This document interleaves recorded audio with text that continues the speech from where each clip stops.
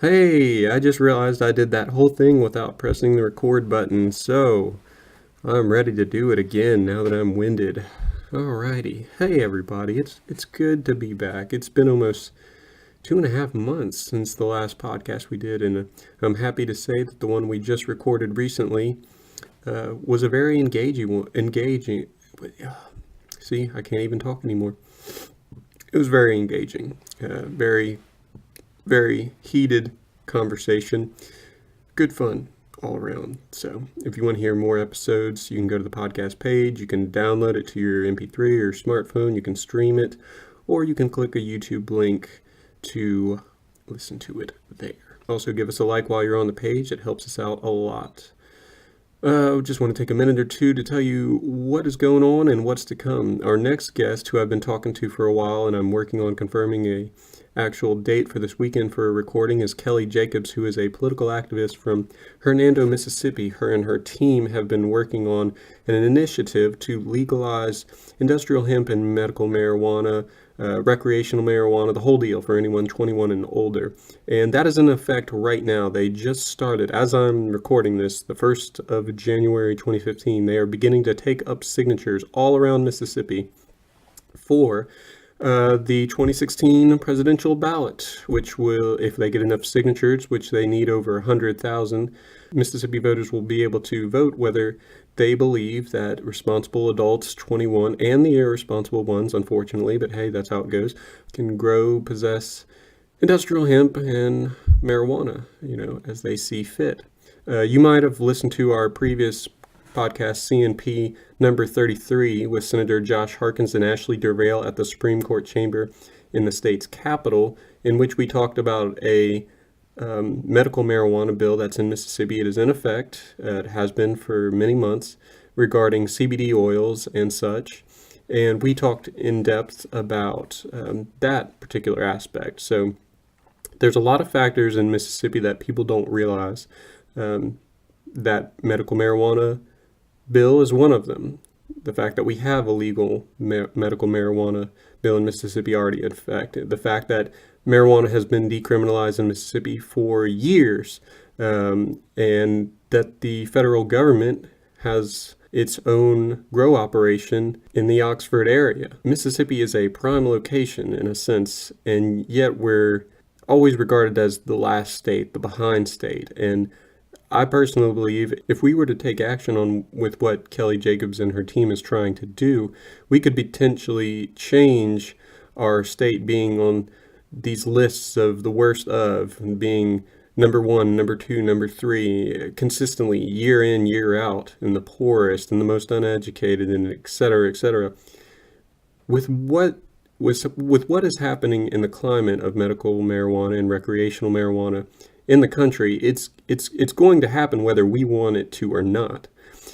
So why not get on it right now while it's still new ground and be one of the best out there? And Colorado, which I just came back from a couple weeks ago, is generating millions and millions, and they're going to generate hundreds of millions in the years to come. And it's only been a year since they've started the whole recreational thing. So regardless of what your stance is on the subject, just think of what it could do for your state. That money goes to education and a slew of other things that are beneficial to our area. So once again, I highly encourage everybody to check back in on that and give it a listen to, and just see what's going on, see what's coming down the road, you know what I mean? And if you want to help out, if you want to know how you can help with that movement, with those activities that Kelly Jacobs is pushing for, we'll talk about that all in great detail. So join back for that. I'll keep you posted. Once again, should be sometime this weekend. So other things to check out on the website, the blog. I got an oatmeal recipe thing that we did a while back. I got some photography from November that I uploaded. There also might be some new music on the page in the future. One of the reasons I haven't been podcasting as much is because I've been working in a band for the last couple months, and we're tightening up the loose ends to hopefully get in the circuit soon, and I've just been working on recording some demo material and whatnot. So maybe throwing some of that up there in the near future. Speaking of which, a really great open mic for music goers. I would highly recommend checking out the Irish Coast Pub on Monday nights. I've gone there 2 or 3 times, and it's just a really great open mic, and I love what they're doing there. They also do, I believe it's Thursdays, they do comedy open mics. You know, Daniel Mark, who's usually out there. Also the Mississippi Juke Joint, where he'll go out to on Monday nights. And I heard the last show they had like 9 comedians or something like that. So it's been growing, and I'm real glad to hear that it's been taken off, and that I hope that it continues to do well. So for all you artsy creative folks out there, go out there and get on stage, do something, you know. Let's all have fun together.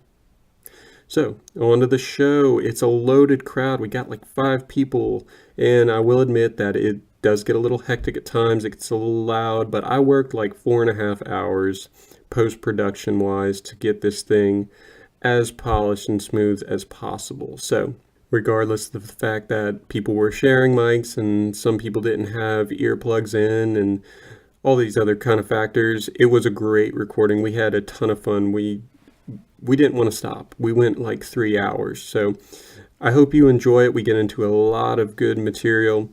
So that's it. Why waste time?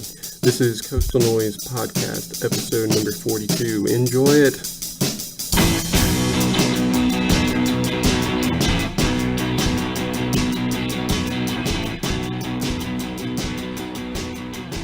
Back on negotiating with terrorists. Yeah, because I thought we didn't negotiate with them at all. Like United States wise. Well, I think we're pretty strict, but... Well, I mean, but what's up with all this shit where we're trading, like, people, like, just to get back, like... Dangerous people. It's not that we're trading we're, like, people top, like, motherfuckers that are in Alcatraz or whatever the fuck that place I'm pretty sure we always Guantanamo. negotiate Guantanamo. These guys Oh, I mean, yeah. we're so far into this. Like, we've invested so much into this war, it's really that we can't pull out now. We've gone too far. What I think needs That's to how I happen. feel about It's it. like a repeat of Vietnam, basically. It's not that you agree with the fact that we're at war. It's that you support the fact that we're at war because we can't do anything about it now. Mm-hmm. We can't just pull out because then we're fucking vulnerable. Mm-hmm. We can't just pull out and be vulnerable to an entire country that may or may not have nuclear weapons somewhere. You know, like, you can't just pull out of a place like that. It's very hostile.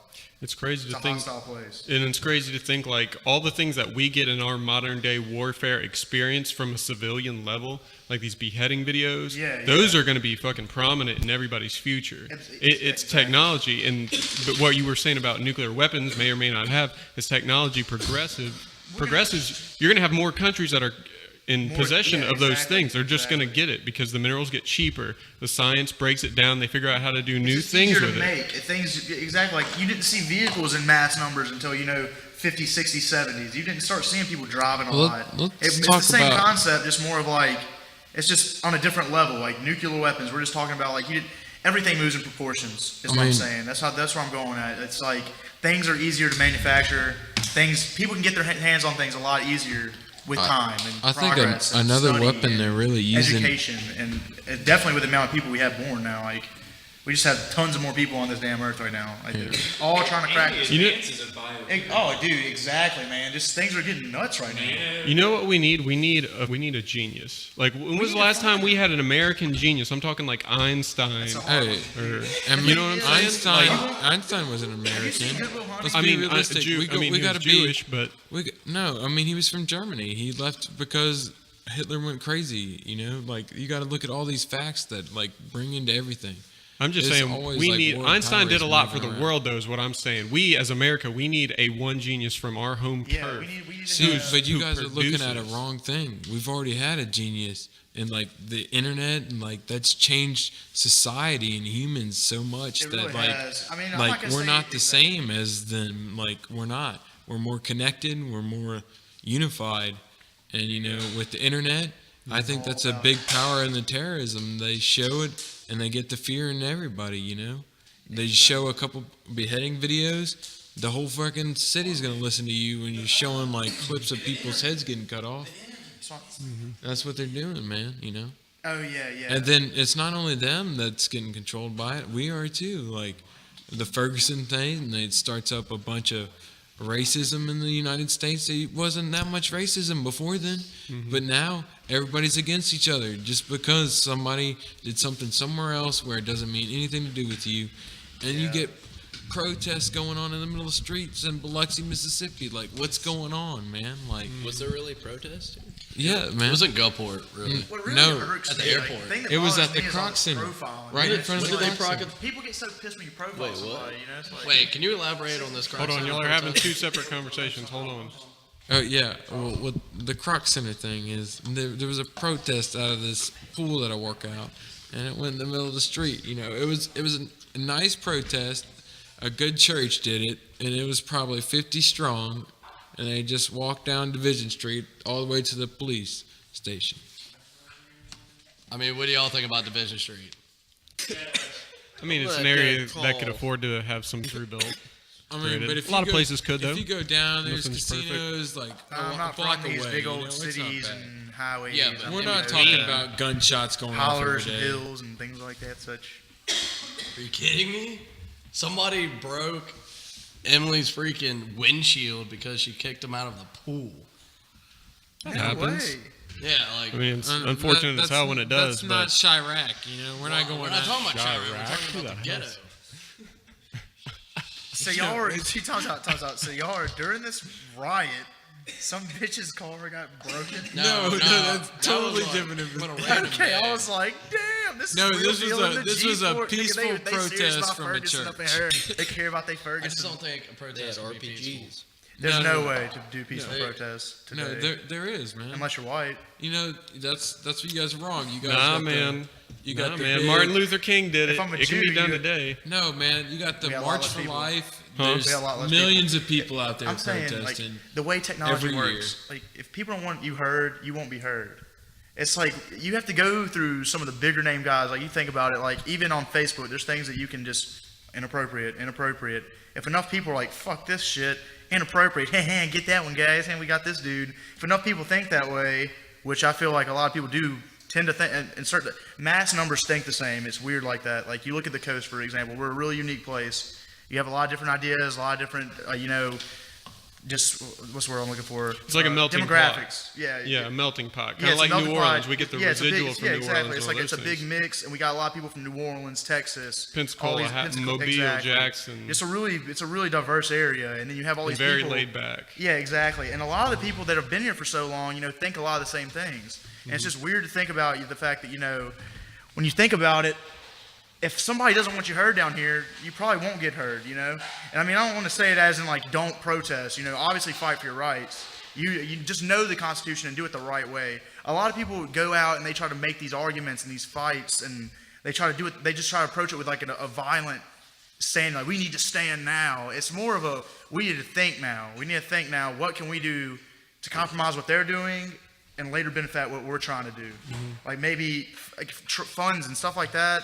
Money is the way to go. But whether it looks stupid or not, money is the way to go. You got to think about, like, there's millions of protests that go on where they're peaceful, and you go like to the March for Life and stuff like that, where there's millions of people out there, no one's getting harmed, they're all telling their point of view, like the peaceful stuff that goes on, the Those are the churches that go educated. out every day, telling people that's wrong, like that's the kind of stuff that you have to, like, you can't limit that kind of stuff. Like when someone like goes and stands somewhere, and like doesn't do anything, doesn't get in the way of anybody, there's no way that should be treated with violence, and I don't think it should be like All right. bad for anybody to protest like that. All right. But what I'm saying is, all right, I'm going to elaborate a little bit further on that. I think I worded it a little wrong. What I meant is use the means you have. If I'm in New Orleans, I'm not seeing many marches for life.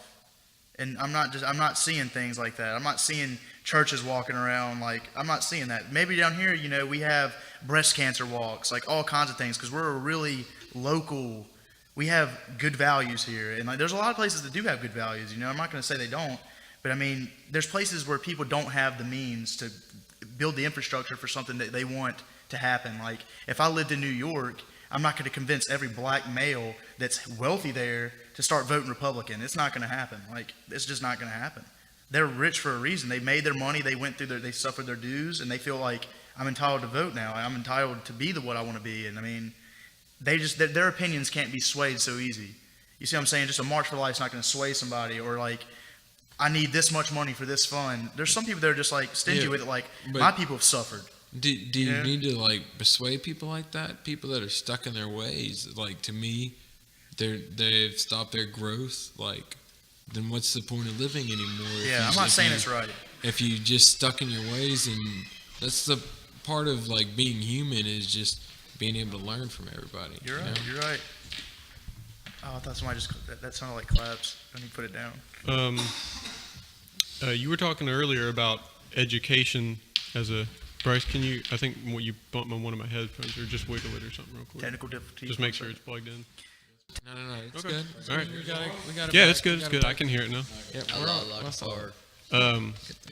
Education. What you were talking about earlier, education. I think that's definitely a huge part of it. Yeah. But you know what? We're in an interesting position in our time because of how many people we have. And if you get, I don't even know, I can't even multiply it because I don't even know like what the size jump from like the 70s kind of a protest to today, plus with the technology behind it. Because we have so much more people, that's that many more people you have to educate. And that gets harder. Because if you don't have the proper education and you go in with this ingrained societal thought that's real trendy in our culture right now, this us against them. And it's already going on. It's so hard to break it's full blown. And when the groups are that big and they're that, they don't know on an emotional level and on a level of just pure education that the mentalities that they're taking into the fight is not going to help them win the war. Yeah. I mean, they look at it like it's such a savior, but it's really not. It's really just full-headed stupidness. It's almost like voting without looking at any of the candidates, just choosing based on what you think, Yeah, like just going in and just like I'm going to vote for this guy. He looks like what he says on TV is perfect. Doing no research at all. Just I'm voting for this guy. I wouldn't do that, and I would hope most voters wouldn't do that, which is sadly I'm wrong. I mean, I'm wrong. Don't you wish more people who just didn't know what they were doing just didn't vote? You know what I mean? Like people who just have general concepts, or they're highly susceptible to other people's perceptions and their views. We should probably not have as many people voting in our country. I'm just saying know a little bit more about it. Look at some different angles. Yeah. I feel like to the point where it's almost enough to be a majority, where it would highly influence who comes into power just because, What if 60% of people, 70% all voted that they felt like neither of the parties were like capable, like no matter what they hear in the news or whatever, that they feel they don't know the candidate well enough to trust them? Like, what would that say about our government, like our way of looking at? It's already there. I think. You think so? I think it's here, man. Like nobody trusts anybody here. We're in the United States, man. You gotta fend for yourself. What's going to happen to us? Because the reason it was so beneficial for us to be here originally, how we became a powerhouse, is because America is basically, I think, it's like a giant island. Well, I mean, you've got Canada up top. You got them robbing us. You got South America down low. We showed up. We cleared out both of those areas like that. How are you going to get here? A ship. But how do we clear those areas? Violence and genocide. War. Violence and war. Just like it's going on now. And I mean, I hate bust people's bubbles and like be like, well, hey, it's also we came over here and we ate food with the Pilgrims and it was like a happy little. Right. We just merged. It was also viruses though, like germs. That was a huge thing. We introduced all kinds of different diseases to this country, right? And that's a lot of that even wiped out some of the people. So I mean, it's not like you can't really cry for the natives, for the people that were suffering in Europe that they needed to escape. Mm-hmm. They came over here and it hurt somebody else, which in turn hurt somebody else, which hurt somebody else, and it really is just like, if you want me to say it, Darwin, survival of the fittest. It moves on like that, and I mean.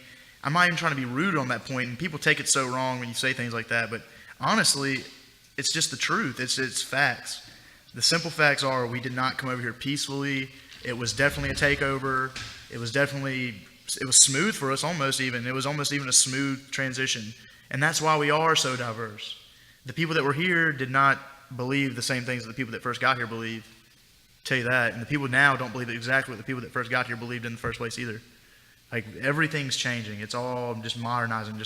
We're all connected. Like y'all were saying earlier, the connection with the internet, that's huge. That is absolutely huge. I feel like that's one of the biggest things. I feel like the internet is where all the big money is going to be made in the future too. Yes, dude.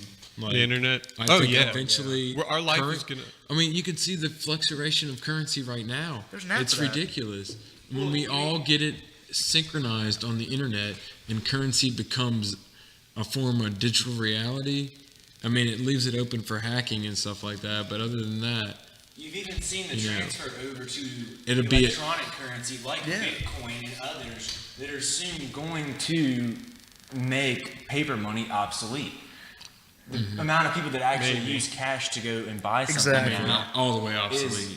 But I've listened to some interviews with the guy. But it's convenient to like when you can use something with your phone and get it straight there and like pay with your phone. Apple Pay is a great example. So what you're really doing is you're putting a worth on a person. You're saying you're worth this much to me. Is what's really going on. Or the hours you work. Like, that's how it goes, man. You got to earn your money. There's three classes. There are three classes in this nation. Politicians, your working class, engineers, doctors, people that make above $100,000 a year to comfortably live anywhere in this nation. And then you have your fourth class, and that's Wall Street. But the thing is, what I believe is politicians shouldn't get paid at all. It should be a volunteer thing. I agree. Like, I agree. The fact that they get paid is ridiculous. That someone can be a senator for 1 year and get the rest of his life paid off is outrageous to me. I don't think it should happen in the United States. They should have their expenses paid for and a modest salary. But you shouldn't be doing it for the money, which is why most politicians do it. If you think about it, the amount of tax breaks, tax cuts they get. I mean, they give it absolutely for the rest of their life, though.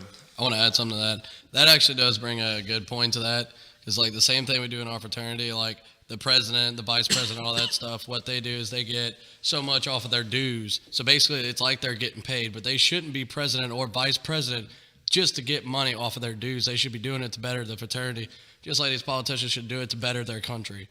Like, that's why I think they shouldn't get paid as well. Yeah, well, everybody's got to eat.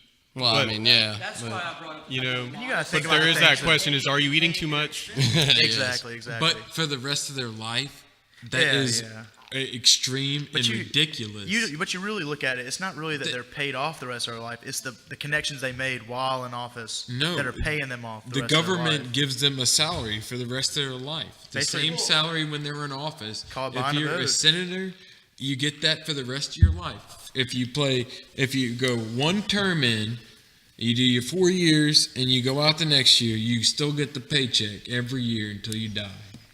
And I mean, it's buying a vote. That's all it's That's doing. ridiculous. Why is that legal? It shouldn't be. Like, people just don't even look at things like that. It touches back on another topic earlier on.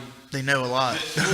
It's know a lot. It's the lack of knowledge of the general public. If the general public was more knowledgeable about what was going on, and it has a lot to do with how it's shown on TV. Propaganda. Obama got elected simply off of the word change. Propaganda. It's a killer. Simply off of the word change. Yeah. I mean, but who do you think controls all these news stations that everybody listens to? Like, they know, like, TV. There's an elite that controls what you listen to. Like, that's what's going to happen, you know? Like, you really do. Fox News and all that. I believe that it's controlled. Like, yeah, you definitely. I believe that for sure. It's filtered. They give you everything that you want to hear. It is, and it's actually sad. Almost everyone now has an iPhone or even an Android equivalent that has. So easy to get now. You have so much information at your fingertips. And you can absolutely anything that you want to know, but yet people are just so lazy. Their iPhone for the most. So lazy. I do want to add social something media. to the iPhone thing, kind of just social media. Off to the side a little bit. It's like just like you're saying, every single person just about has an iPhone, and it's crazy because the government can probably just freaking tap right into it, know your location, know your address, know all your credit cards that you use. Man. That's already done.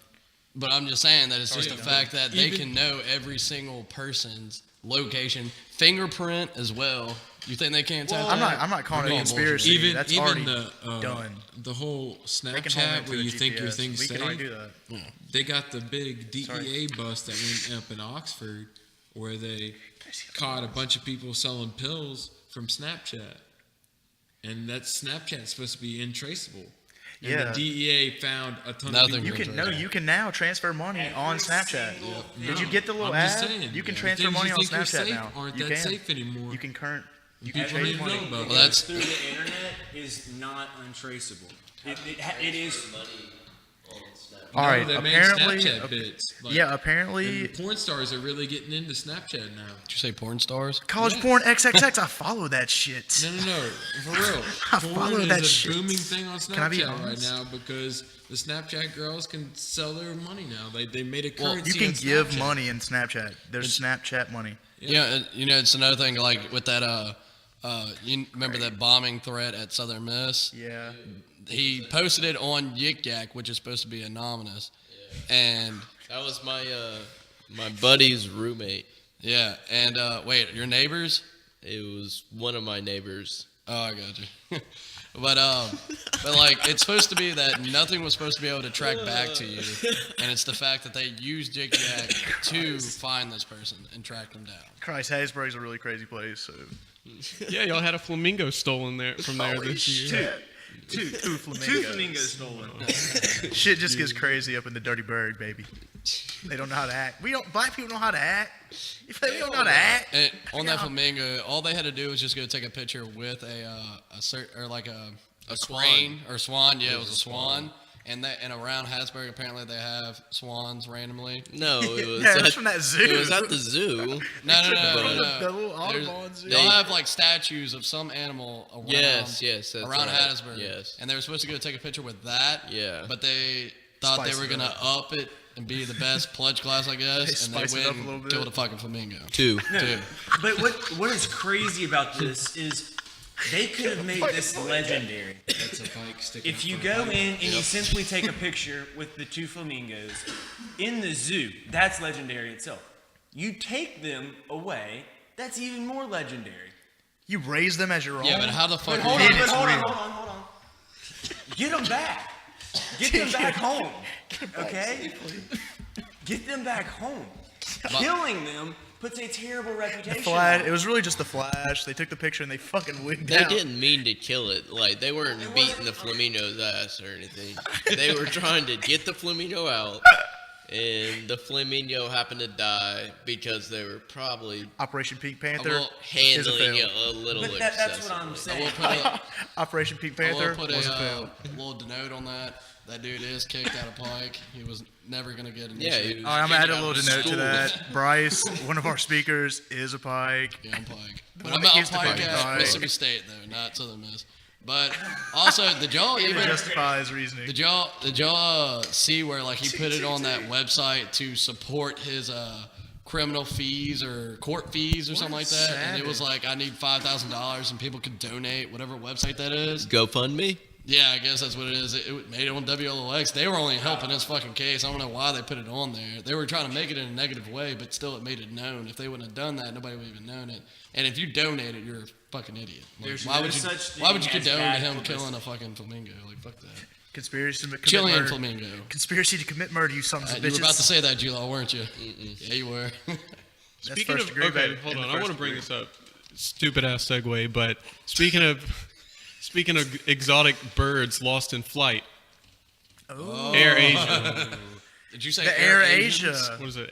Airasia. Malaysia. Yeah. Malaysia Airlines. Malaysia? It was Airasia is the name. Malaysia. So this was Malaysia Airlines. Look it up because I remember watching this on CNBC. Airtime. Is it the same airlines as Airasia?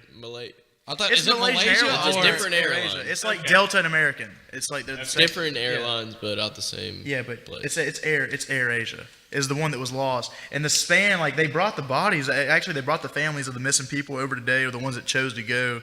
They flew them over, and here's an article from The Guardian, which is a pretty credible site. It's a .org, if you're wondering. Ooh. It is a .org. Get on. Incredible. You can cite that, people. All right. We can cite this. You can taste it.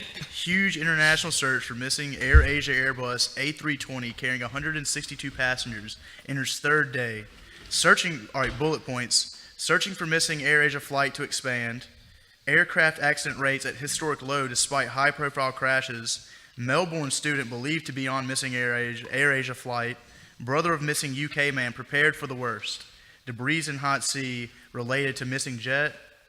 They found a lot of pieces, and they're claiming that the pieces they found were from some other craft or floating vehicle. They're saying the debris they found don't belong to the jet. It's a different one. Here's the channel. Like I'll show you. It's they have a picture of the canal. Where did they find that debris? They found it. All right, here we go.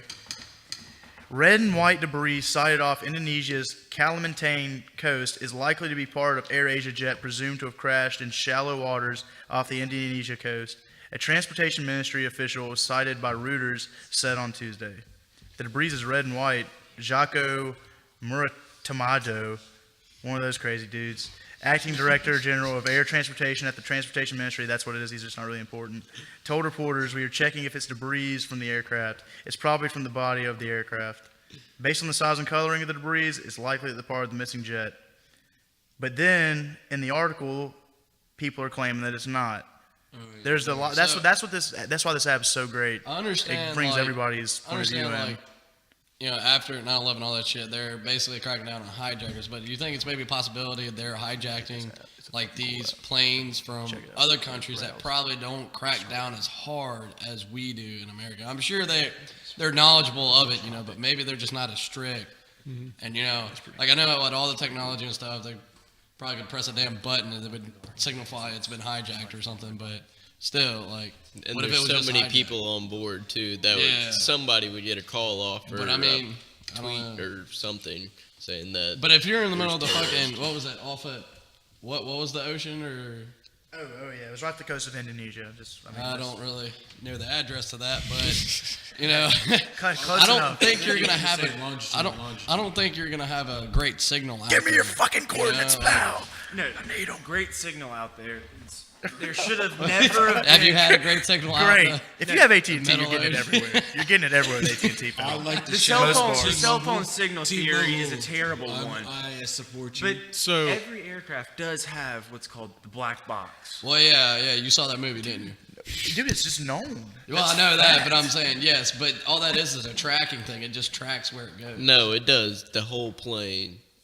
It knows everything the plane does. Like, what do you mean it does? It's like a master if you pull up on the stick, it knows that. Did you know I know that. It's all automatic. It does anything. It knows how many times the goddamn toilet was flushed. Yeah, it really does. It keeps counting that. And fuel levels. It had to go down at one point. I just made that up, but it really does. Really, that's fascinating. But we don't. The light monitors knows how many times they come on and off. All that shit. I'm telling you. But I mean, really does. it crashed at some point. So obviously, the stick was either pointed down or something. Something went wrong, and they know about it. And they know they don't fucking tell stick us. Was pointed down, brother. Hold on. To add a little bit of a gonna happen anyways, but it conspiracy didn't help to their this. case. Doesn't the black box wire to command center? Yeah. Yes. And that's what it is. Well, the thing is. Shouldn't it? It does. The black box does It sends off partial a information GPS. from And it goes to towers, not to partial command. information will from be the treated black as box a lie. does get sent back. Yeah, exactly. But not all the information from the black box. All right, But exactly. I mean, but they keep. If they know all this tracked. information, why don't they The know point what is tracked. happened then? That's my point. All right, here Shit it is. can happen. Here it is. All right, at certain points in the night, ops for your airline does close. Like, say 12 o'clock rolls around, the airline closes, but there are hubs that stay open all night. Like Atlanta stays in America. Atlanta it stays open all night. There's places that stay open all night to monitor JFK. There's places that stay open. They stay open all night just for these kind of incidences. Actually, like if there's something going on and we need an emergency landing, we're the ones that call cops, open the place up. Like they're the ones that take the action, anticipating something going wrong. But the thing is, at the time that the plane went down, it was probably in one of those sectors where there was no real contact. It was more of a freak accident, quotations around the freak accident. There's no telling what really happened. I mean, I'm willing to chalk it up to probably something going wrong with the fucking plane. I'm not going to say a conspiracy happened and we blew the damn thing up, or somebody blew it up. This isn't Russia. There was a plane taken down in Russia recently. How many planes have gone missing in this past? I believe it's 8, isn't it? 8. So 8 fucking planes have gone missing. Are we talking about Asia or well, there was Asia and Malaysia, right? I know 3 for sure. Yeah, 3 for sure that were not violent takedowns. So there was one in Russia that was blown out the fucking sky. If you How much do you give to weather? Like the weather in this. Yeah, there was a plane struck by lightning the other night in Gulfport. It was pretty crazy. And then there's more. That's actually exceptionally common. Yeah. Oh yeah. Believe it or not. Yeah, they still flew. They completed the flight. And then the air traffic controller wouldn't give them permission to change it. And some people say that's the reason why they died was because they didn't get their permission to change their course. They didn't get the check. Wow. I didn't know that. No, the weather was bad. The weather was very bad. A pilot where if you think your plane's going to go down, you're supposed to do it yourself. But they said that he stayed on course whenever the air traffic controller told him to stay on course because there was other planes in there. To his defense, though, if he makes the decision to go off course and one single thing goes wrong, it's on his ass. He loses his career. It's on him, and that's permanent job. But I mean, you got safety of your 150 plus in your back. You have to think of you gotta think of everybody else. I completely agree with what you're saying. It's not just about your career; it's about the safety of everybody. Everybody wants to go home that day. Dedeaux, I just want to hear what if you had to explain what went wrong. What do you think went wrong? What went wrong with that plane? Yes. What do I think went wrong? Somebody fucked up. Somebody probably on the maintenance end fucked up with fuel or something with a tire. Maybe this has been 8 planes so far. All within this past probably what was it, a year and a half, 2 years? This has been going on. It's crazy. I think Mother Nature only took a couple of them. If we looked up the statistics on the odds of 8 planes going down in this short of a period, and they're probably astronomical. They probably are. But the thing is, we can't chalk it up to a huge conspiracy. Would you consider this ethical or unethical? It might just be shitty ass airlines. You're right. Think of how many cars we have. That's what I'm saying. There's more planes flying now. It's like Ebola, how the flu killed more people last year. Cigarettes killed more people than Ebola. Drinking kills more people than Ebola. Driving. Going back to your point though, we have a lot more cars. Yes, that's true. But I'm sure we started producing a lot more planes internationally. The number of planes only go up. I mean, because people want to fly. I know that the number of flights have actually dropped down. But from years, because flying is still the safest way to travel. Yeah, but the price for flights went up, so more people aren't flying as much. But the thing is, that's why it's all a game of numbers. All right, you look at it. All right, you look at it like this: more people are in a plane, so yes, everybody on that plane has a higher risk of dying than people that are driving. You have less people in a car. You can't really compare it. You can't compare me driving myself, no distractions, on an interstate when nothing's my fault. If somebody pulls over and smokes me, they're the one that pays for it, unless I die, and then regardless, they're still paying somebody for it, Mm-hmm. In a plane, like you said, it is on the pilot. It is on the pilot. You have the safety of all those people. You have the safety of those people, but the thing is, you got to look at it like this.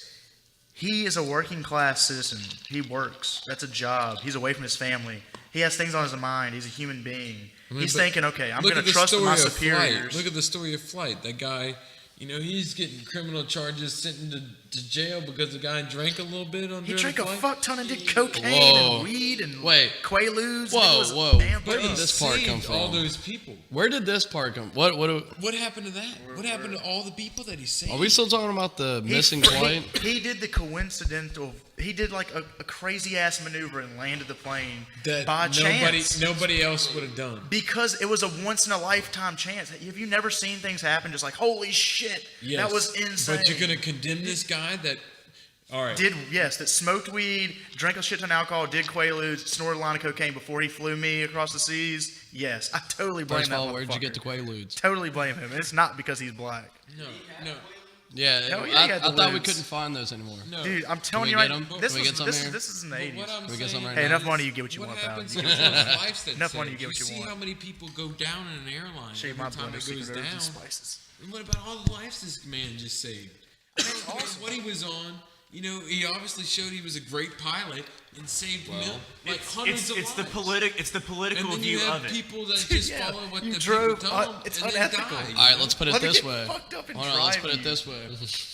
If you're a drunk driver and you're hammered twice and you're driving and you hit a car, but you swerve and make it to where you saved 2 people, but you killed 1. Do you still get condemned or no? Yes, you get manslaughter for sure. Every time, no chance, no doubt. But that's the same thing.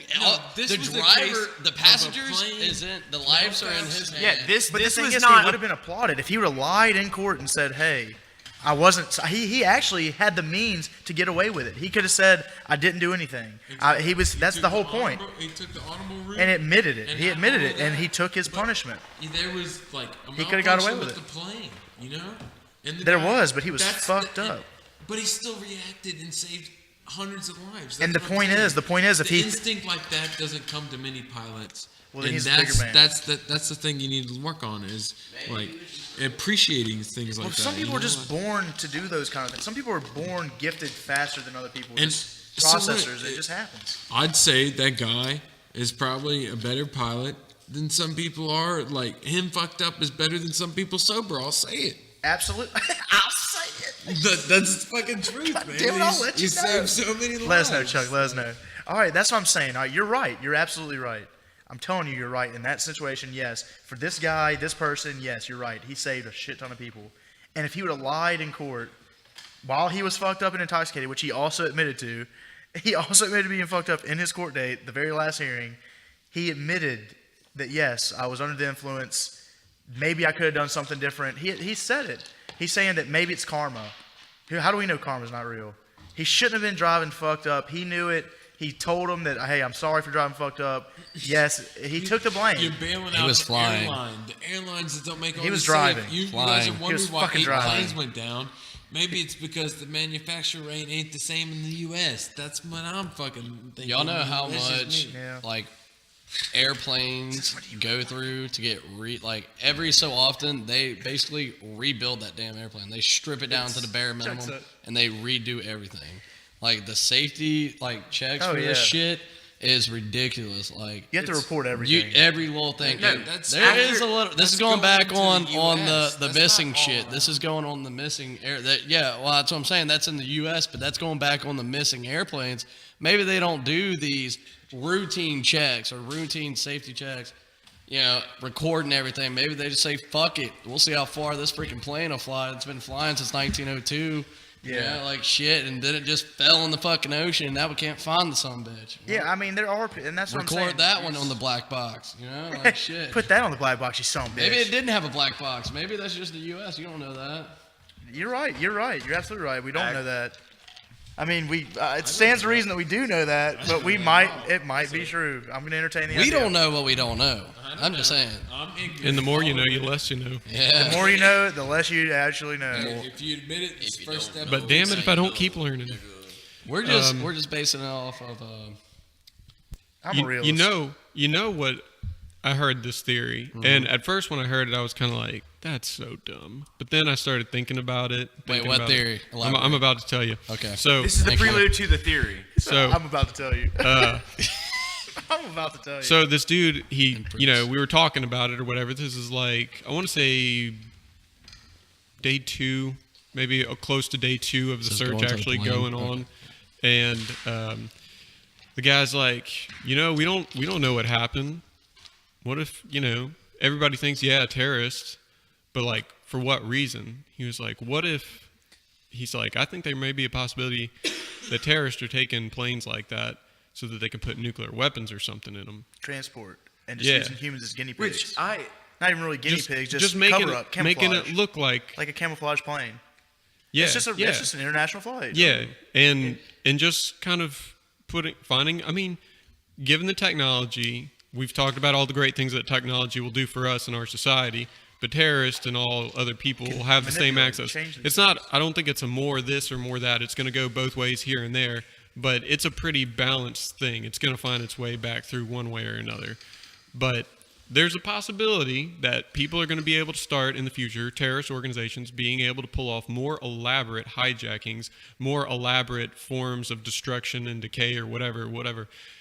It wouldn't be that terrible with the right amount of manpower, dedication, and technology, and coordination, and all this planning and all this kind of stuff, to get a plane when you know it's going to be in bad weather or whatever, and at the right time, snag it up, and just without a trace. Like, if you could convince even the pilot to be in on it, how much money does ISIS have? How much money does ISIS have to kind of do that thing where they could just put everybody has their price. Everybody has a captain into money is the ultimate deciding factor in our world, not in our country, in our world. It is. Mm-hmm. And if they had enough, they could take it up and just think 9/11 with just planes. Well, what if they could start getting commercial airlines that size in a fleet? What they could possibly do. Yeah. A fuck ton of shit. I wouldn't put it past them. Like, terrorists are fucking smart. You can just fucking smart. Terrorists We're all fucking smart. Terrorists are nobody but people. But they're fucking smart, and they fucking have nothing else to fucking do. They don't have a fucking job. They sit at home and they fucking just try to fuck shit up, and they figure out how to do it in great ways. And they fucking. Dude, there's toothpaste bombs now. We've discovered toothpaste bombs. Yeah, like bombs made from toothpaste. Literally, like. That's insane. Can you make a toothpaste bomb? Yeah, you really can. We can literally print guns up in our house. I can't do it. I can't figure it out. One thing I want to ask is, do you guys think that the government will start to regulate the 3D printers so that nobody can use the guns? I don't think. I mean, 3D printers can produce, because I believe that's going to happen. I think the government's going to step in. What's going to happen? What I believe will happen is they can try, but it's going to continue. No, you can't. Like, if it makes deadly weapons, like. Can you imagine a terrorist cell getting one of those printers? That's what I'm saying. They're going to regulate the materials in which you can use on the printer. But so will we. And then we're going to tax those items. But you can make the gun completely out of plastic. It's not going to be very efficient. No, it works. I'll kick the fuck out of that thing. It shoots bullets. Like, that's enough. We'll send Dylan Dedeaux over there to kick it. Oh, beat the fuck out of that. That's what George Bush over there says. Yeah, by the way, for those that are listening to the Coast of Noise podcast, we do have George W. Bush here as a special guest in honor. Speak up, W. Well, here I am, right here in the flesh. Was that a South Park George Bush? I'll push your flesh, you some dumb bitch. You some dumb bitch was, Let's put it this way. Do y'all think ISIS is in America right now? Yes. There is no question about it. And if we think so, what about the people in Kentucky that cut people's heads off? Yeah, by the way, ISIS... Oh, they're here. They're here. ISIS put out Those are here now, Charles. ISIS put out a video... ISIS put out a video, like, to Canada, Europe, fucking America, saying, like, if you want to join ISIS... Go out, go to people's home, raid their homes, behead the people, throw their shit out in the street, and burn their house down to prove to Americans that they are not safe even within their country. Yeah, they've been trying to do that. Yeah, that's their whole plan. I know. It's like they're fucking stupid. It's nuts, though. I mean, we just had a guy on a golf cart robbed like 2 trucks the other night. Like, what's next? Are you saying he's a terrorist? He might be. Could have been an ISIS. He got drunk as fuck and forgot his motives and stole a golf cart instead. That's the thing. They don't forget their motives. You give them the right whiskey, they'll forget. We have too many people here with guns. We'll sit and we'll send Brice Daniels over with some Jack Daniels to kick it. By the way, going back on this whiskey thing, I'm not gonna lie. If I was in Iraq fighting war, I would go to the nearest gas station and just take all their fucking beer. Like, what the fuck they gonna do? Like, thank you, come again. Like,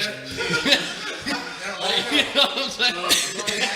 That's what you call war crimes, and you go to jail. I'm not gonna lie. Like, you fucking, they probably don't have Bud Light. You know how many fucking houses they raid? You can't tell me they ran across a couple of cocaine storehouses. Like, you know what I'm saying? Oh, like, so you're saying you're gonna do coke now and you're in the military? That's not very safe. I'm not in the fucking military. There was actually a movie that not too long ago had Matt Damon in it, and I can't remember. I think like George Clooney or something. But they were portraying soldiers that were overseas in Iraq, and there's another one, Savages. You've probably seen that too. Yeah. What a savage. All right. Well, you gotta look at it like Ass in that movie. a lot of nice ass in that movie, yes.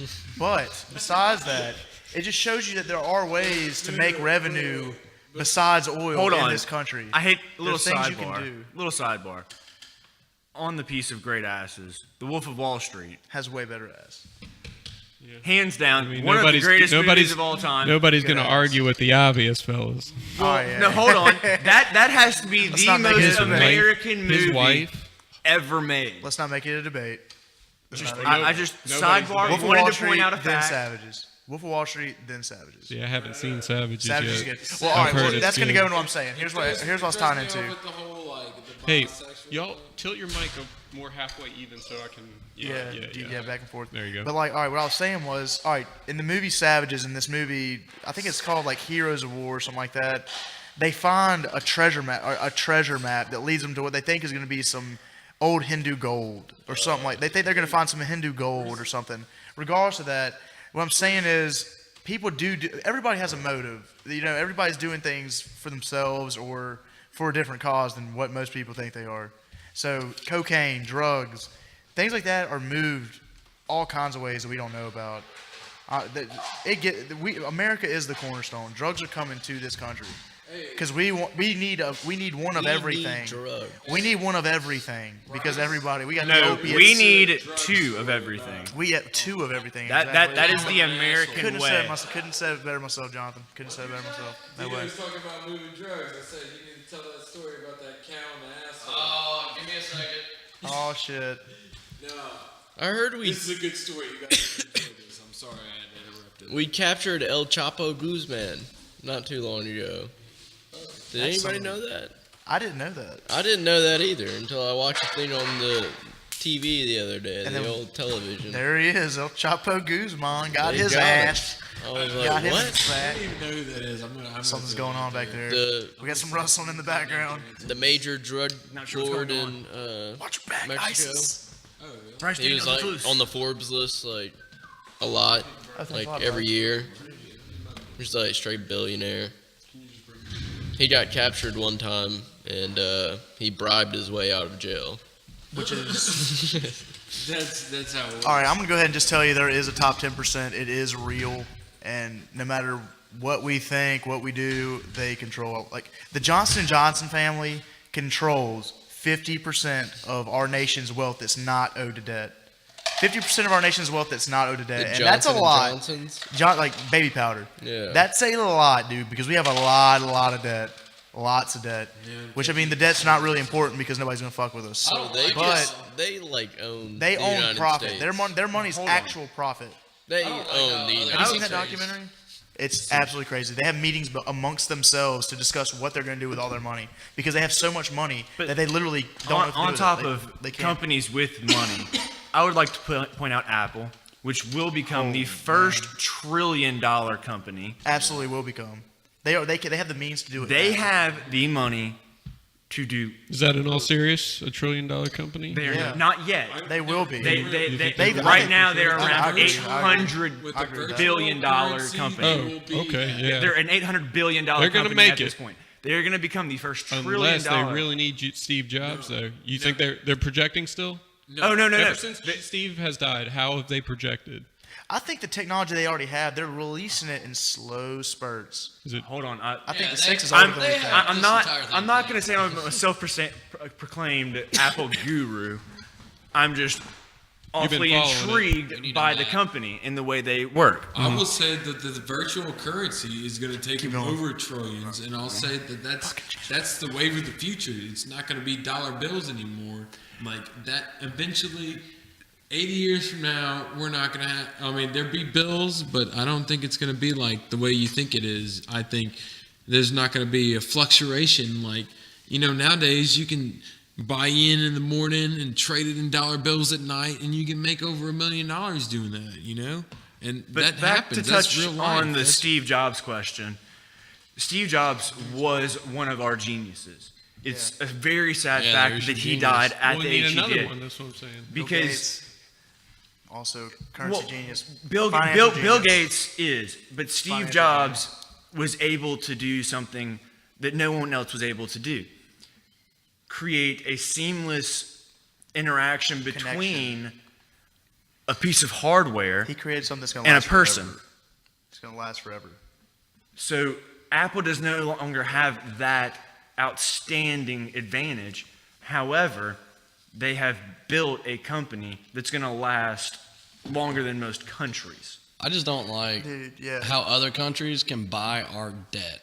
Like, what's going to happen? Like, I mean, your debt only gets like set to a certain standard, but every fucking time politics comes back and they fucking reset it higher and higher, and they keep selling it. Because we're the cornerstone. I think the When's it people going in to get to a Russia, point? When is the it going to get to a people in point? Russia would very well agree with you because China's saving them right now by buying the ruble. Well, yeah, the ruble is in the dirt right now, but then and China's just picking it up on putting. They're it on also their back. burying mass amounts of nice gold under big vaults. But hold on, because they want to get the power and then keep it to once again become the hierarchy. To go over toward that China aspect of it, OPEC is driving down the price of oil in an unseen fashion. For now. Well, for now, but the purpose of it is to drive the ruble down. It's to crush Russia, because Russia's biggest part of their economy is exporting oil. And if they have lower prices, they make less money. Like they're not. China is trying to not necessarily save them. However, if they are able to acquire and help Russia, that's a new alliance. It's putting it in your pocket. They now have that in their pocket for when they need it. We helped you I got a little at thing this time. on oil here. You help us. That's Whenever we go to like, you jerk me, I jerk you. That's how it's worked, man. It just works like that. What? That's how whenever like we go to war somewhere and we're having to use all these resources and stuff like that to bring democracy and peace to that area. Whenever we sign that treaty, we need to start putting in there, be like, look, if this place has oil and all that stuff, we need to be like, look, we're taking over this oil for so many fucking years just to get our money back for fucking coming over here to help y'all's dumbasses out. Like, we need to start doing that so we can fucking get our money back instead of just going more in debt and debt and debt by fucking putting it all to the military. The way you look at it, you have to look at it. You're forgetting that the Democrats say that we're saviors. Dude, fuck Republicans, Democrats, all that bullshit. Dude. Yeah, money but we're is also already the one virtual. Hiring our freaking debt every time or lowering our money is already virtual. It is right now. It's already virtual. Our currency is more digital based than actual physical. People will say, I have $20 million. They don't have $20 million cash in their bank. They have $20 million credited to them. Can we just go ahead and... They don't have $20,000 in dollar bills. They have $20,000 credited to their person. You're worth $20 million. That brings up a very good point. The Great Depression. One of the biggest issues with that caused the Great Depression was the scare. Everyone ran to the bank to get tangible money. And when everybody runs to get tangible money, the reality of the fact is there's not the actual tangible amount of money to support all this. And then you have to go back to where this starts from is the Treasury. The U.S. Treasury is printing out more money than there is that's gold. What I'm about to say. Then you have to. You can't do that. No country is on a gold standard anymore. Yeah, it's already done. We're not on a gold standard. That's what I'm saying. And then what are we backed on? We're not backed on anything. It's a written check. It's a written check. That's what I'm saying. Your dollar bills are written check. It can't happen that way. There's going to be a crash in the future. It has to be. The crash is inevitable. But we're the cornerstone, so it's not going to affect us. Do you feel like they kind of just took whatever system just so they could like squeeze every last bit out for like the top elitists and just be like, yes, because it's going to crash. This is their final who will stay alive because they made money for themselves, like versus people eating their shoes in the ghetto, though. Okay, well, I mean, and look at it like this. In America, you can be the poorest person. You can be the poorest person in America and still be richer than anybody in Indonesia. All right, put it that fucking way. Well, I'm telling you right now, we're living, even our poorest are living a lot higher than most countries. Let me put it this way. And it's not a bad thing. It's a good thing because it was a good system. It worked out. And the fact is we're a cornerstone. We're not going anywhere. This country, it's too late. We're fucking engraved. You take over America, you take over the fucking world. That's fact. Let's put it this is how fucked up like the government shit is on how much like money they're giving out.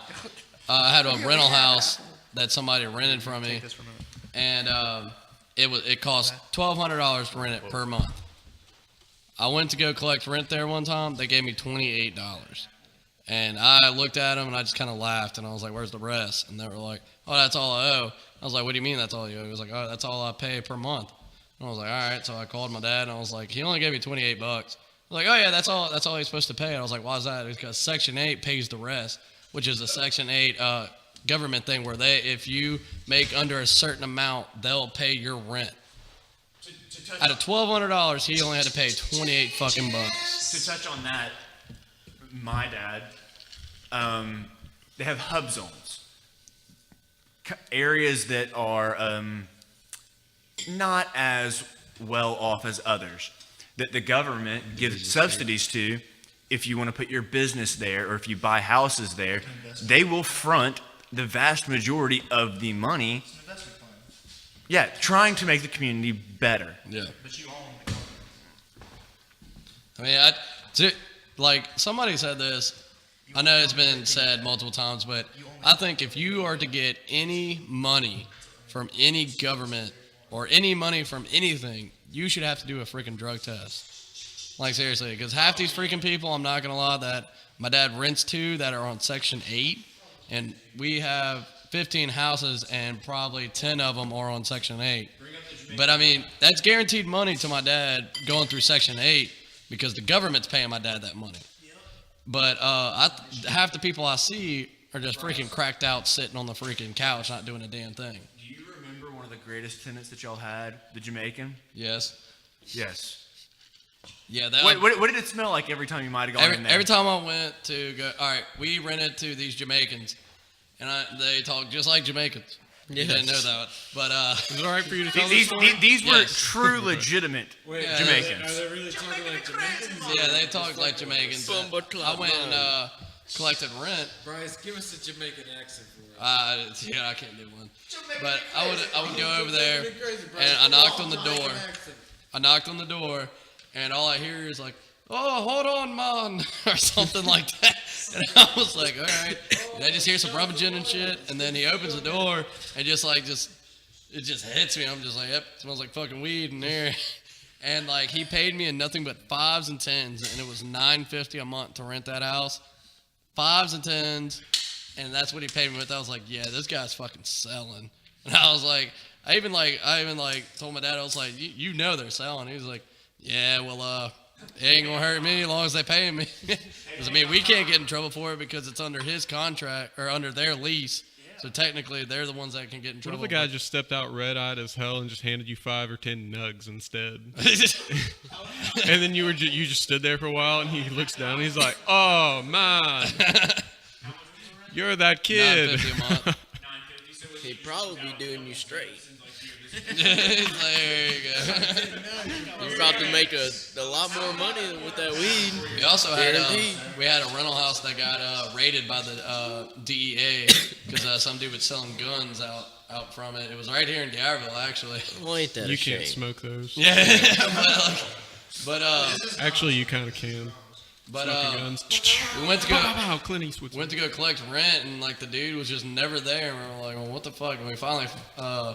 The girlfriend was home, and we knocked on the door, and she was like, "Oh yeah, he got arrested." And I was like, my dad was like, "What?" He was like, "Yeah, he was selling, guns from your house, and DEA raided it and all that shit." And we're like, "Well, that would have been nice to know. Get the fuck out. You're not on the lease." So she had to fucking move everything. Ended up losing that shit. But. Very nice.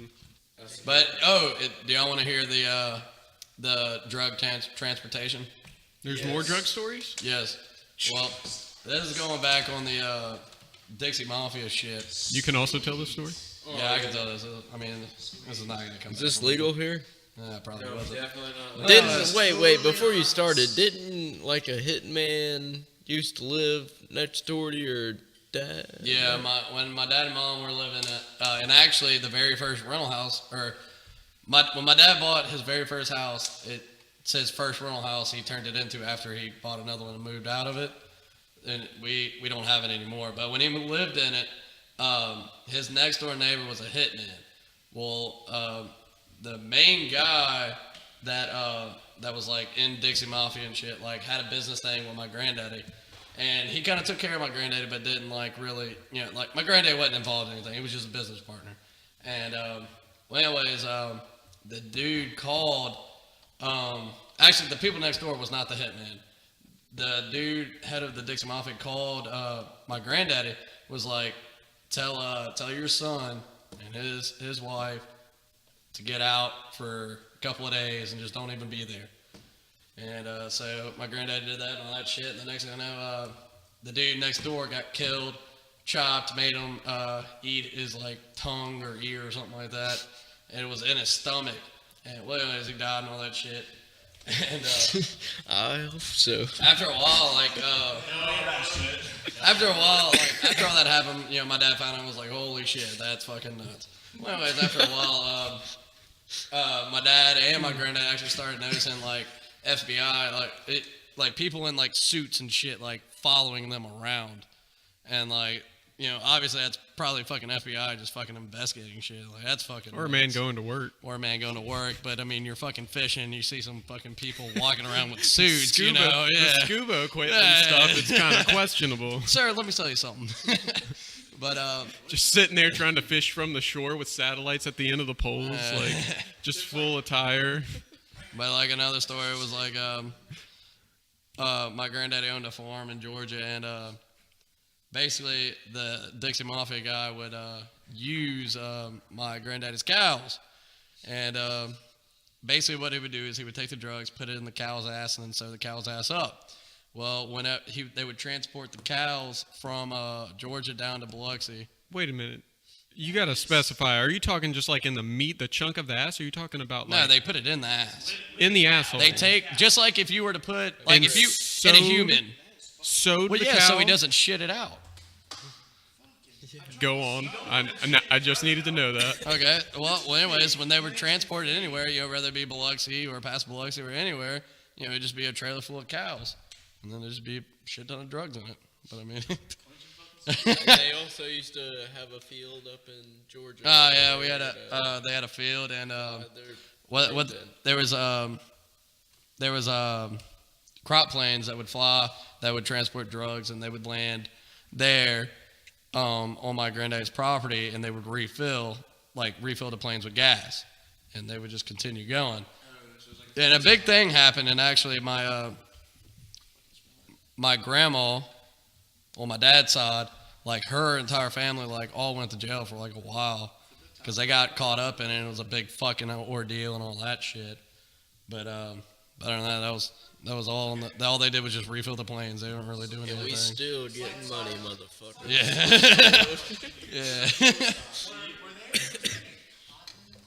Yeah, there was cotton there.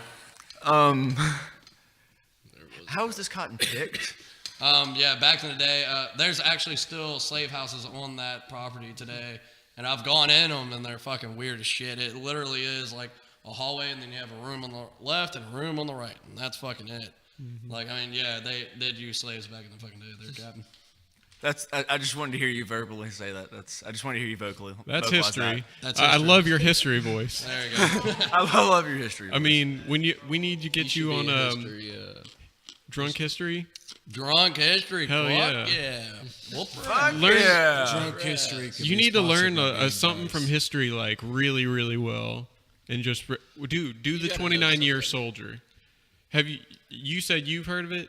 Yeah. Okay, let me break this down because I just learned about this like a week and a half ago or whatever. This guy Unada. So WW2, Japanese are in the Philippines waiting on U.S. occupation, and this guy Unada goes up in the mountains with his squad, and he's like, I guess the kind of the head figure of the squad or whatever. The commander says, okay, the U.S. devils are coming. Wait here until I get back and relieve you. All right. Wait, I thought he was wanting a U.S. occupation. No, they're in war. They're awaiting it. What are they waiting on? The U.S. are coming. You said occupation, like it sounds like he's waiting for a job, like no, he applied. And U.S. are gonna occupy it. Okay. Hey, this is all right. We're on a good start here. It's okay. I asked about the asshole cow. Yeah, there you go. Asshole, shit it up. So anyway, the commander's like, blah, blah, stay here, blah, blah. So he leaves. Well, whatever happens, hey, you two gonna chat over there? Or I'm listening. I'm listening too. It's when you got a microphone, it's easy. All right, waiting on children. So, anywho, the war ends. I don't remember how long it lasts. If it lasted a couple months or like a year. It was about a month, I think. Yeah, Okay. Well, anyway, the war ends, and like nobody comes up to get them. This squad, it's Unada, I don't know, sure, but and then 4 other people, his soldiers he's with.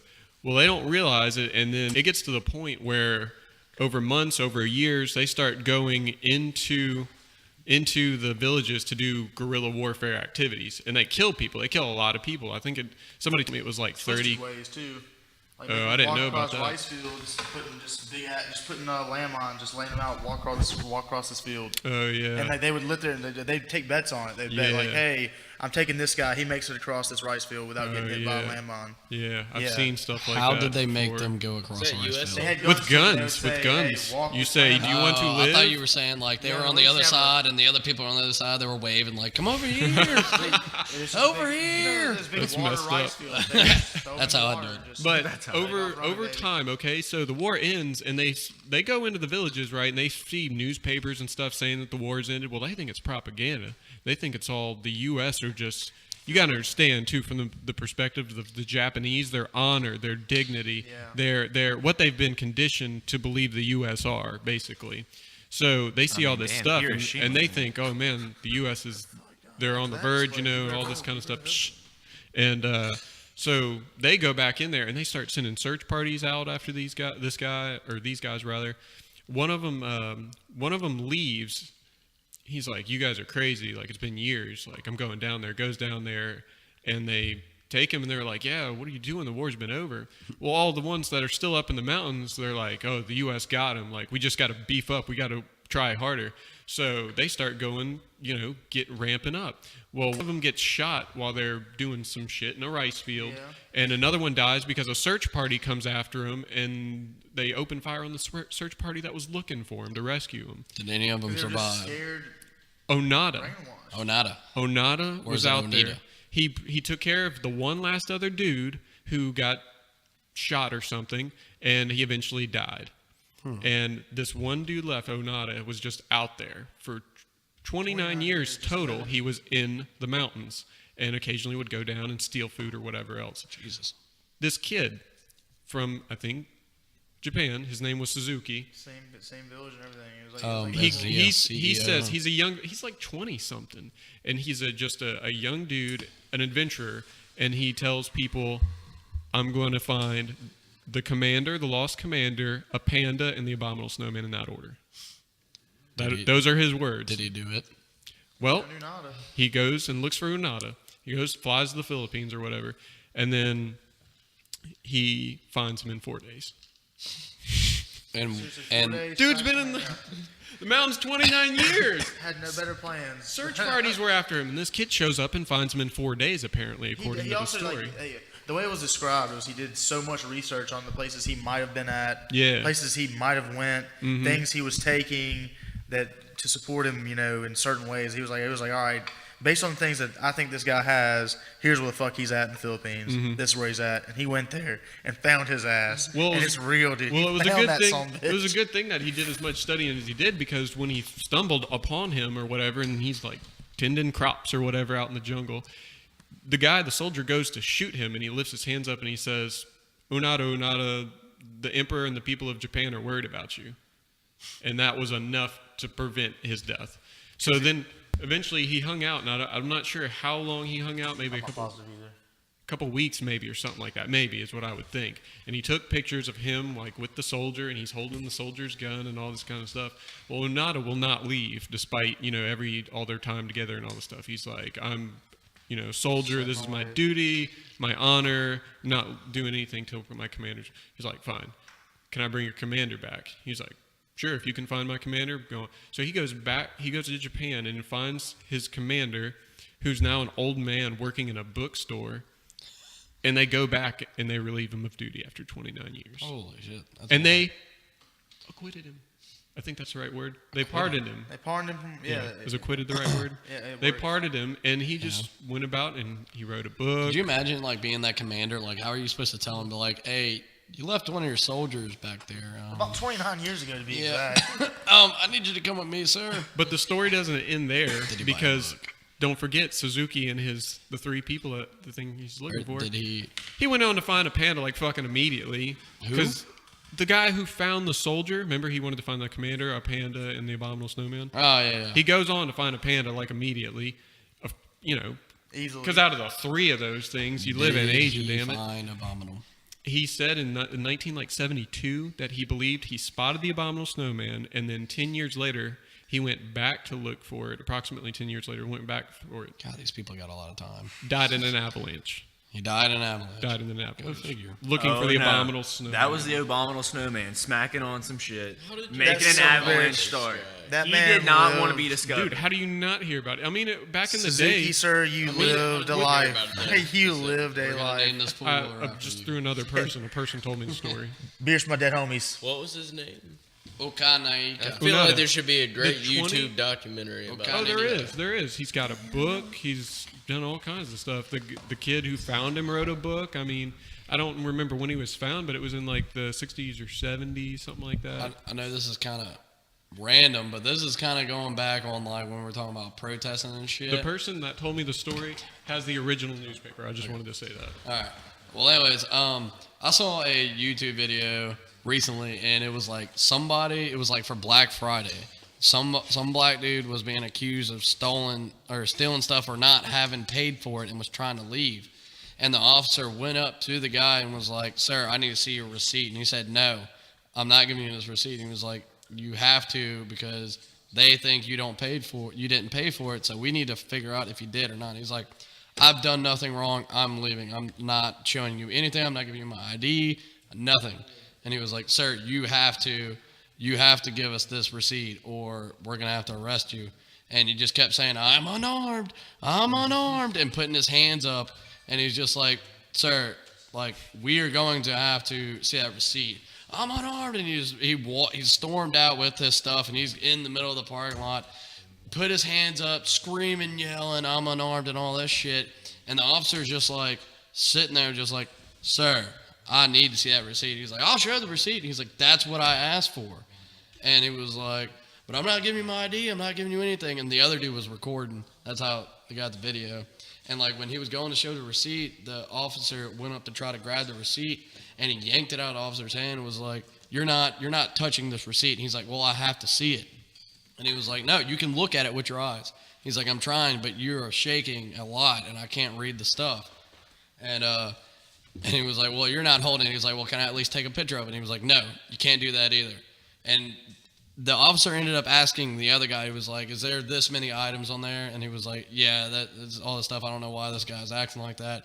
And the other dude was just straight up just, I'm unarmed, and just like walked away with all the stuff. And the officers ended up just leaving him because he was just making such a freaking commotion and all this shit that's going on with that Ferguson shit. They just left it alone. They said, "Fuck it." Like, fighting with this guy is probably not even worth it. Did you say what it was that they thought he stole? Well, like it was, Black Friday, big, all the shit going on. And he got something from Walmart, and the store, I don't know what exactly it was, but the store didn't think he paid for it. Right, Think he was just trying to bypass and just walk out. Yeah. And so they called the cops and shit like that. Yeah. So, and there's cops like everywhere. I would have thought for Black Friday. I would have thought his friend that said, "Yeah, all the items are here." Well, the friend didn't have the receipt. The guy that was yelling unarmed was the guy that had the fucking receipt. Right. And towards the end, you just see where they just came up to him. They were just like, "Look, how many items are on there?" And he said, "That's how many items." And then they saw how many items were in. It was like 10 items in the basket or something like that.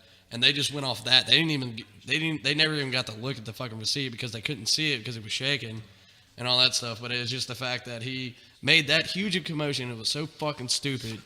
Like, I would have tasered his ass. I'd have been like, first of all, you're not fucking complying with me. If I have right to arrest your ass because they're accusing you of stealing all this stuff, like Like, it's just so stupid because, like, all this protest, all these people are taking it in the wrong way, thinking they can do anything now and just say they're unarmed, and if anything happens, you know, like, the officer's going to get in trouble, and it's fucking stupid. I mean, not if the officers handle it like that. I mean, that sounds like they handled it. Well, yeah, they handled it well, quite you well. know, but it's still the fact that people are doing that, and, like, you know, like, hell, he could have just had some random receipt in his fucking pocket, you know, and he could have just got away with all that, but... I feel like if, like, he had his hand on the receipt and the dude, like, pulled it away, I could be, as a cop, I could be like, that's resisting arrest. Yeah. Or, like, something like that, you know?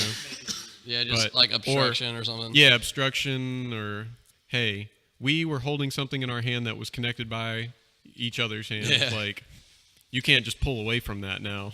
Yeah. I'm going to have to arrest you and like or shoot you. Another thing that Garet, like, pulled up earlier today, Not really talking shoot about, he was talking about, like, recording, like, during, like, police conversations, like, as if you got, like, pulled over or something like that, and you start recording it. Like, Jill, you want to comment on some of that? Your concerns and questions and comments? They don't like it.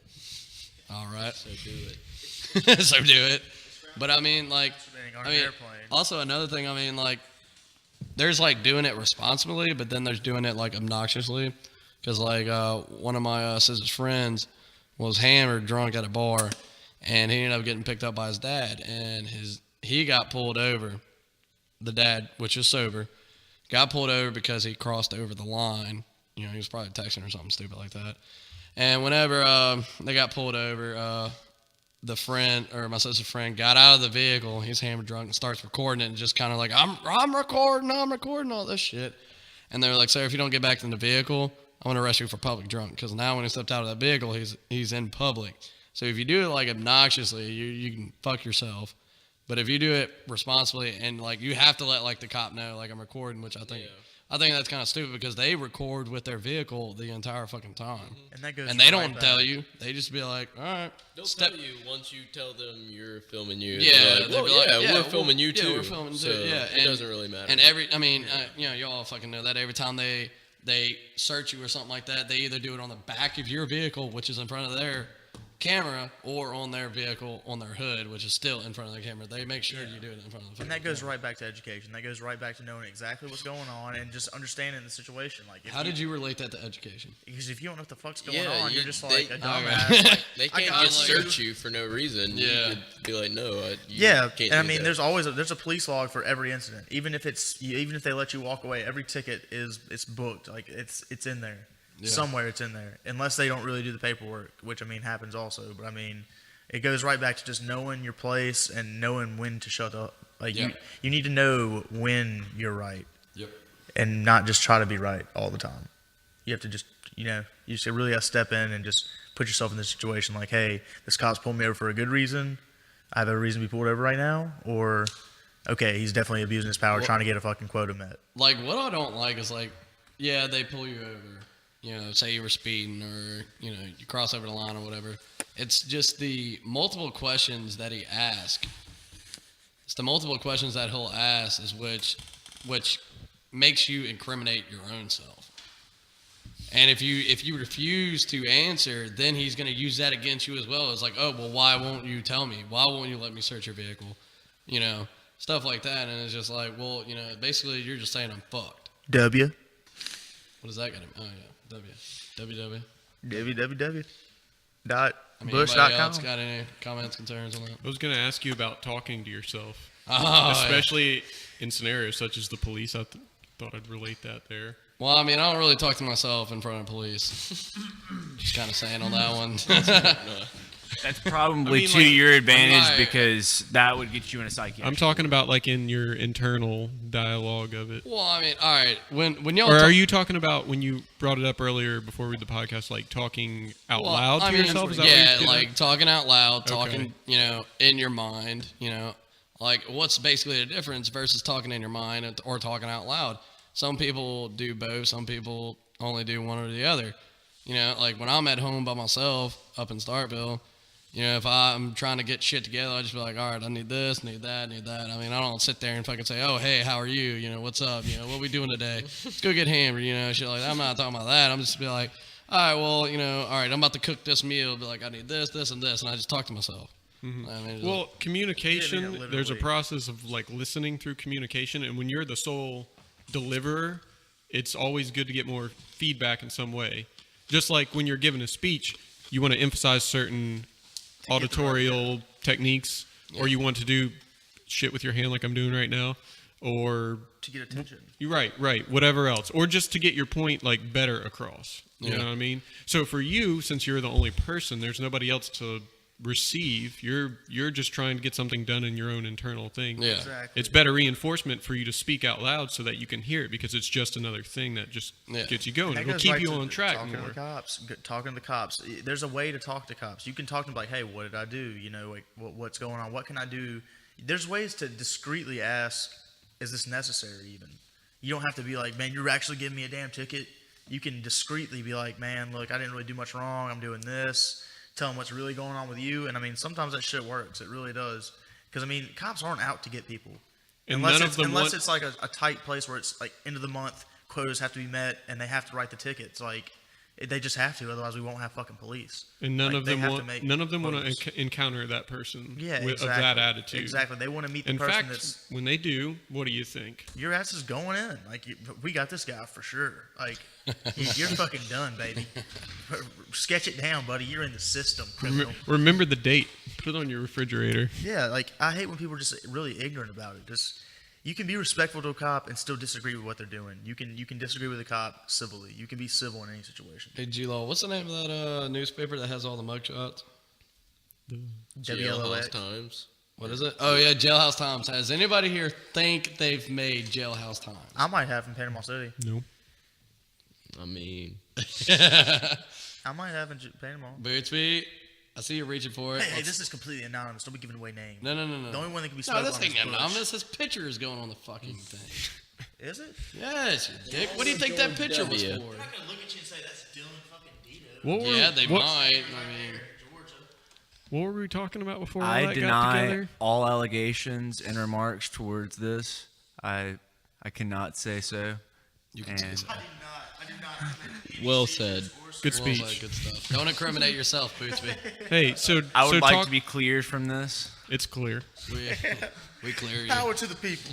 This isn't a little Boothby trial. So what else about talking out loud? I mean, I don't know. Just kind of see if anybody else does that type of shit. Well, dude, that's because like I have asked multiple people, like, do you like talk to yourself out loud? I think the ones that say no are crazy. But yeah, because I have yet to meet someone that fucking says they talk to themselves out loud. You don't sing in your head. Well, I mean, yeah. And you know what? Like, I can straight up guarantee you that nobody doesn't talk to themselves. Well, because you'll stub your toe and you'll scream shit. Yep. That's talk. If nobody else is around, you said that. It's a word. And somebody heard it. It was you. I'm not gonna lie. It's a matter of how much do you talk to yourself. Yeah, like I'm not gonna lie. When some people even say like, oh, they don't talk to themselves in their heads, I'm just like, that is a fucking lie. Like I constantly think in my head. Like I mean, you think? Is that possible to not think in your? Yeah, that's what I don't fucking know. Like I mean, I can't. Like I'm just like, all right, I'm gonna think nothing. I think that also has a lot to do with personality. Brice, I don't think you get ever think because Brice is a very vocal person. Don't do Zen meditation, Very, Brice. very vocal person. So for him to be at home by himself, It'd be a scary it would be a very scary thought for him just to be quiet. I will. Just sitting there for an hour in meditation, and all of a sudden he just gets up, throws a bottle of Jack Daniels at the wall, it shatters. He just starts. I will say that's what would happen if he didn't talk to himself. I raided my house one time by myself. I grabbed that. We remember when me and you raided my house. This was a different From time. your truck? Yeah, you got in my truck, you had it on the side, we had our little airsoft guns and shit, and we cleared the entire house. Well, I did that by myself one time.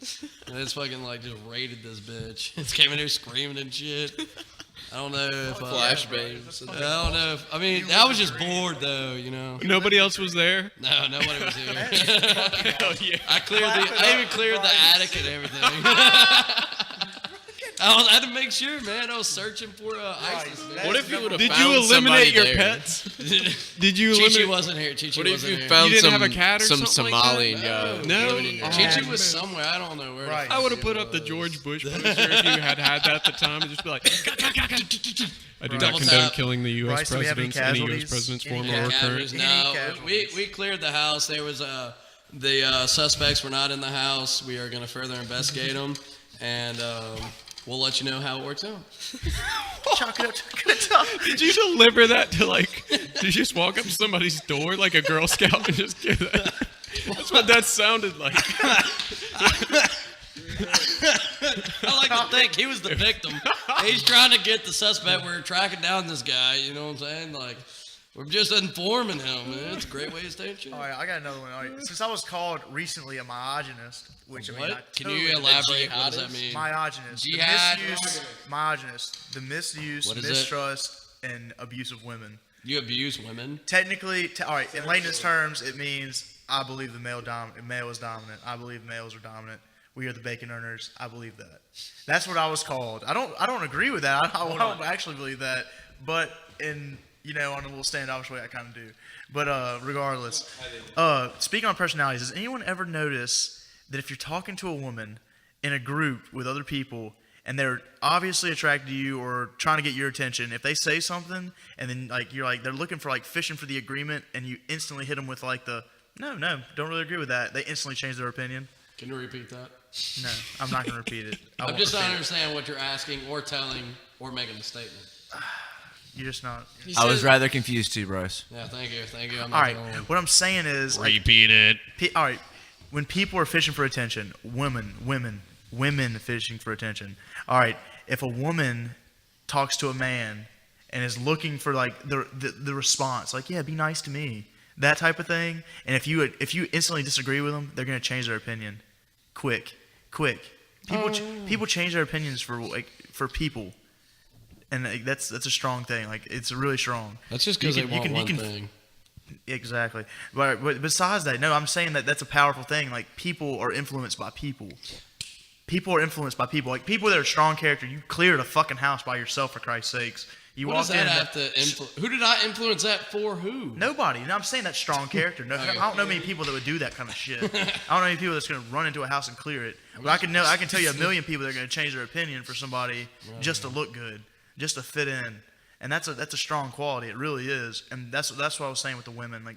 That's why I was relating it with that. And I was saying, character is a thing that with education can be built for a really strong cause. It can really, really better someone. I concur. And it can also fuck somebody up if you go with the wrong education and start learning some jihadist extreme shit and start blowing shit up. If you came in here yelling Allah Akbar and fucking fuck the prisoners. Well, even what on house a less did you clear? extreme note This than house? that, Both houses, everything, everywhere. on a less extreme note than that, if you have those strong character traits of being able to clear a house, as you say, How does this keep it and hold on, and Did you use flashbang? and grenades? being I didn't have any. Okay. having an intellectual advantage and being well educated, it can be easily misused. How was that misused? It can be. How? Cons. Pulling a con on someone. Hitler. Most I white like collar Hitler. That's my criminals, favorite. most white collar criminals are exceptionally intelligent. Oh yeah. However, they, instead of earning what they do, they find an easier way to do something because they outsmart someone and they have the character traits that allow that to happen. I like it. That's where I was going. That's where I was going with that. And I was saying you can manipulate people, especially women, because I'm a misogynist. Remember, especially. Hold on, and on that topic, does anyone here disagree with that? Disagree with the fact that the male is the dominant? No way does. No, the I want to verbally hear everyone. Power of the pussy. Come on, this one. Joe Rogan. Power to the And I got another thing I want to talk about Joe Rogan too when you're done. Joe Rogan. Dude, Joe Rogan's old as dirt. And his We commentary- are live. That's not true. Oh, Close enough. hey, are you done? Moving right along. Let's change this topic before we get too weird with this. All right. Well, here's the Joe Rogan thing. What he said was like, we don't know how any of this shit works. We don't know how the fucking phone works. We don't know how the fucking laptop works. And he was like, throw somebody in the middle of the fucking woods, and you can come back when you send me an email. Like, that's fucking nuts to think about. Like, literally, like, I couldn't tell you how this fucking works. Bunch of shit in there. And he even, like, said this himself. And I just think that's fucking crazy that we're all just fucking dumb people. Basically, like, we think we're fucking smart. We're dumb in the Not sense really. of I mean, you're talking about I don't know. If you send me into the woods, I'm not going to be able to send you an email after a while because, I don't know how a phone works. I'll still be there. That doesn't make me dumb, though, if I can go into the woods. If I can go into the woods and I know how to handle myself in the woods. The way you use it, yeah. That just means... In what situation. Right. If at an intellectual level of, like, fucking making a phone, we'd be considered kind of stupid. We'd just be like, yep, I'm just going to wait till he builds it and we just call that I'll sign off on it. It's kind of a weird thing, isn't it? Because you think if you put the phone creator, the guy who made the phone, or a guy who's a woodsman, knows what he's doing out in the woods, you put him in there, wouldn't you think that the smartest of the two is the guy on the cell phone, but he's going to be the first to die, whereas the guy who knows simple things like how to start a fire and kill something and eat it with your face. It's all about the environment. You take the guy that knows how to be in the woods, and you put him in the middle of Wall Street. That is true, yeah. Yep. And then you take a stockbroker. That's what I'm saying, though. But if you had just some, Billy Bob JoJo down the road there who just lives off in a hut and doesn't use anything and just like grows his own food and stuff like that, doesn't have any kind of education at all or whatever, and then you take the dude who created the iPhone or whatever, like the actual like phone itself, and you put them both in the woods, you'd be like, most people in modern society would look at the guy who made the technology and go, wow, he's a genius, he's brilliant, he's the smarter of the two. But then you put him out there, he dies immediately, and, Joe Schmo just is like, oh, new property. And he just, like, builds, a village for himself right there. Like, that's the thing, it's how you look at it. Yeah, really. It's relative. It's all relative. It's really relative. If I believe that, simple living is the way to go because I don't want to live in a big city and I know how to do this, I'm educated in that sense. I'm very educated in the sense of that. I'm super educated. I'm more educated than you are in that sense. Think about it. Oh. But you see what I'm saying? Not necessarily like that. I'm saying if I'm like Joe Schmo is definitely more educated in that sense than somebody that can build an iPhone because you can build that. He's more educated on that topic. You gotta stop snagging that like that. He's more educated on that topic. Kind of like exactly all relative. All relative, very relative. You can't base it off of pure intellect because he's more money. We're fucking idiots. Kind of like going off of like the technological shit here. They have like a commercial that's like going on, and it shows like basically the grandma that can't fucking walk and she has a cane, and the phone's ringing and she fucking walks to the shit, picks it up. It's her fucking grandson in the room next to him or her, and says, "Grandma, can you bring me another soda?" I've seen that. Y'all seen it? Like, I mean, such an asshole kid. I know. Like, how far do you? This is a commercial. This is an actual commercial. That's all it is. It just shows that shit. It says, "Grandma, want another soda?" And it says obesity. I was like, what are they advertising? Well, they're not advertising obesity. They're saying fight against obesity. Right. There goes your protein, Charles. Well, anyways, fight against. Well, anyways, like what? How? If you looked at it back in her day, not one fucking person would call somebody in the next fucking room to be like, "Give me this." They would fucking get up and do it their fucking selves. Looking at the generation now, like where the fucking grandson's calling the grandma and be like, "Do this for me." How much further do you think this is gonna go in the next 50 years? We'll just say 50 years. Like, how much further do you think that is? I'll speak on that, too. I'm going to go ahead and chalk that one up to relativity as well because some people are just naturally more motivated. Like, I never have once even thought like that. I'm pretty much hands-on. I like to do a lot of things myself. But, yeah, like, sometimes you do need help, though. The same person that's in the – all right, well, the person I get to help me obviously is hands-on as well. Well, I mean, yeah. I mean, at some point, stands to reason if I ask somebody for help and they help me, they got to be hands-on. But I mean, not to an extent where like if I ask hand me a fucking soda. I'm not calling my grandma. Yeah. Exactly. That's what I'm saying. That's where it's also relative. But it's like there are always going to be. Understand that, but what do you think the generation's going to do in the next 50 years? Like, if at this point today, a grandson will call his grandma and say, "Bring me a fucking soda," what do you think it's going to be in 50 years? If somebody said fucking to me, I'm not getting you a soda. But it's also true. Is it? In the next 50 years, I believe there's going to be a substantial change in how things are different. Because at the rate that we are going, we're not going to be able to sustain life the way it is because of the pure laziness that technology has allowed us to be. Yeah. Technology is definitely a means out. It really is. It's the path of least resistance. If I can Google an answer faster than I can look up in a book, I'm going to use my Google. I mean, that's all there is to it. Okay, but no, on that topic though, too many people are ignorant because they have these smartphones, smart devices in their hands, and half the shit on there's not really that smart. But don't know the answers to certain questions, and are okay with not knowing. However, at their fingertips, they have the ability to cite things, to look up virtually anything and get multiple answers to the question. And then decide what you want to believe. You can actually make your own synapses. Take in everything you can and then make your own educated guess. That's the best way to do it. And then find people that also think like that. And if you all agree on it, stands to reason that y'all are probably right. Maybe shit is like that. Well, like, what's that one movie where it's... Hence the reason we're doing a podcast. Hint, hint, wink, wink. What's your reason? That was the reason. You're the reason? Okay. Go along with your movie, sir. All right, what's that movie where it's like basically they abandoned the Earth because it got so shitty, got cluttered, so much trash? Interstellar. Elysium. No. It's like a cartoon movie. Wall-E. Wall-E, yes. Wall. And if you really fucking look at it, like, it fucking makes sense.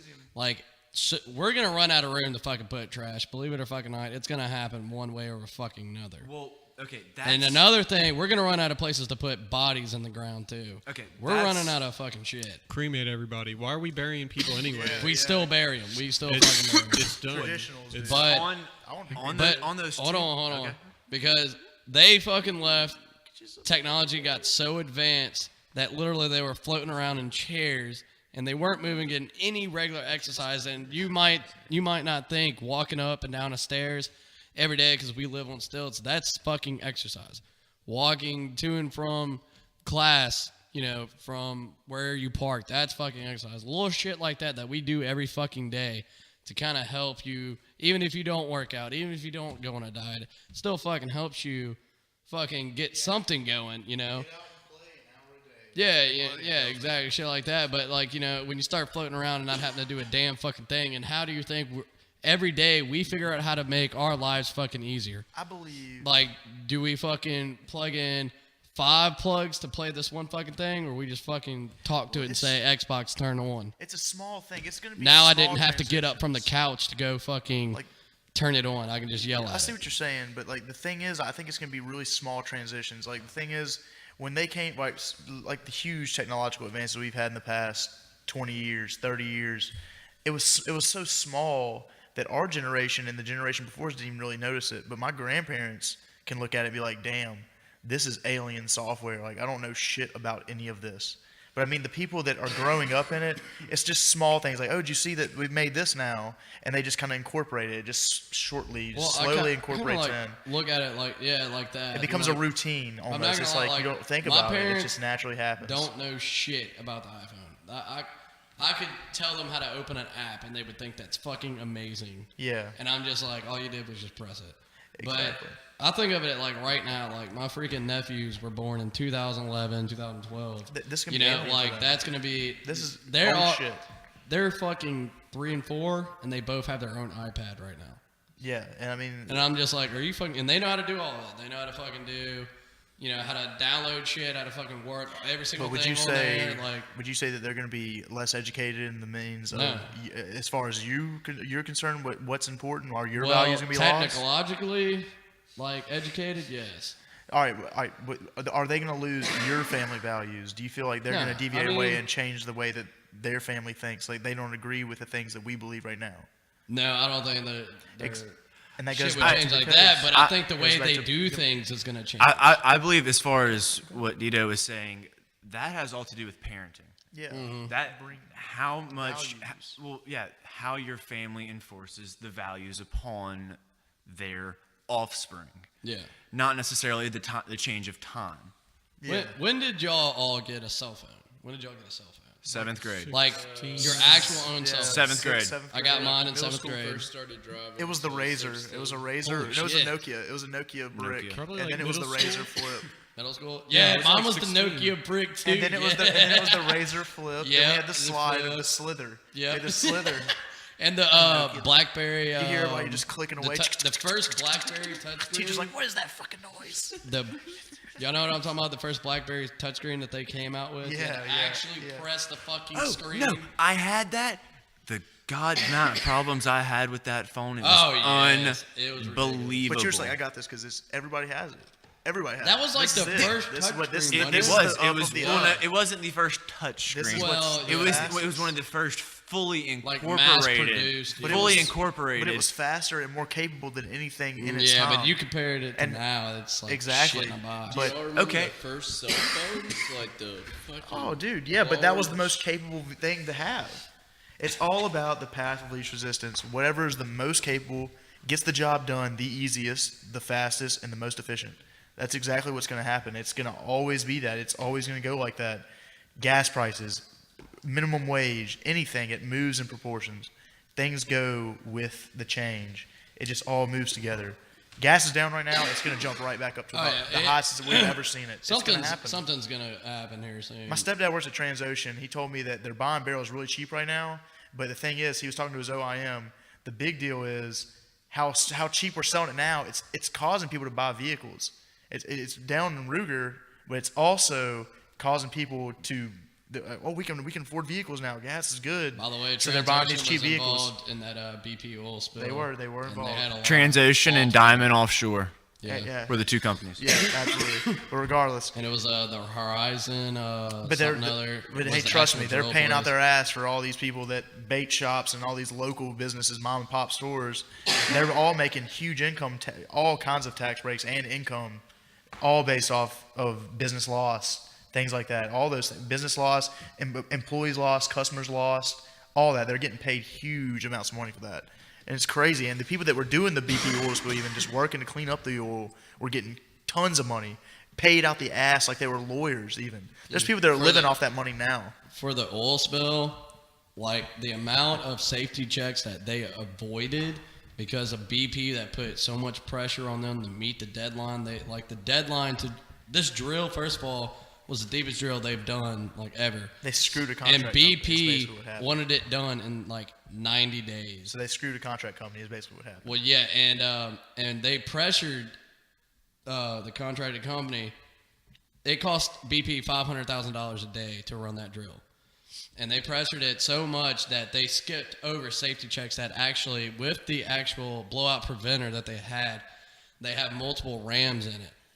And those rams, when they're activated, they're supposed to sever the pipe. Well, one of the actual rams was a testing ram that they used to make sure that it actually works, that they're supposed to take out and put an actual ram in there. So it took one less ram. Yeah, one less ram in it. And by the way, the battery that runs the electronics on those rams with the hydraulics, the battery was dead and the hydraulics had low pressure in it. Damn, So that's another thing. They couldn't communicate with mixed the for disaster. command center upstairs. There was nothing to communicate with it because the battery fucking died. And also, whenever they're drilling, if you drill too fast and you puncture those rocks, and the pressure will Huge come up, explosions. it knocked the pipe off-centered from inside the blowout preventer, which caused when the rams, if they did activate, it is still unclear today if they activated or not. When they were supposed to activate, it severed, or it was going to sever the pipe, and it fucked it all up.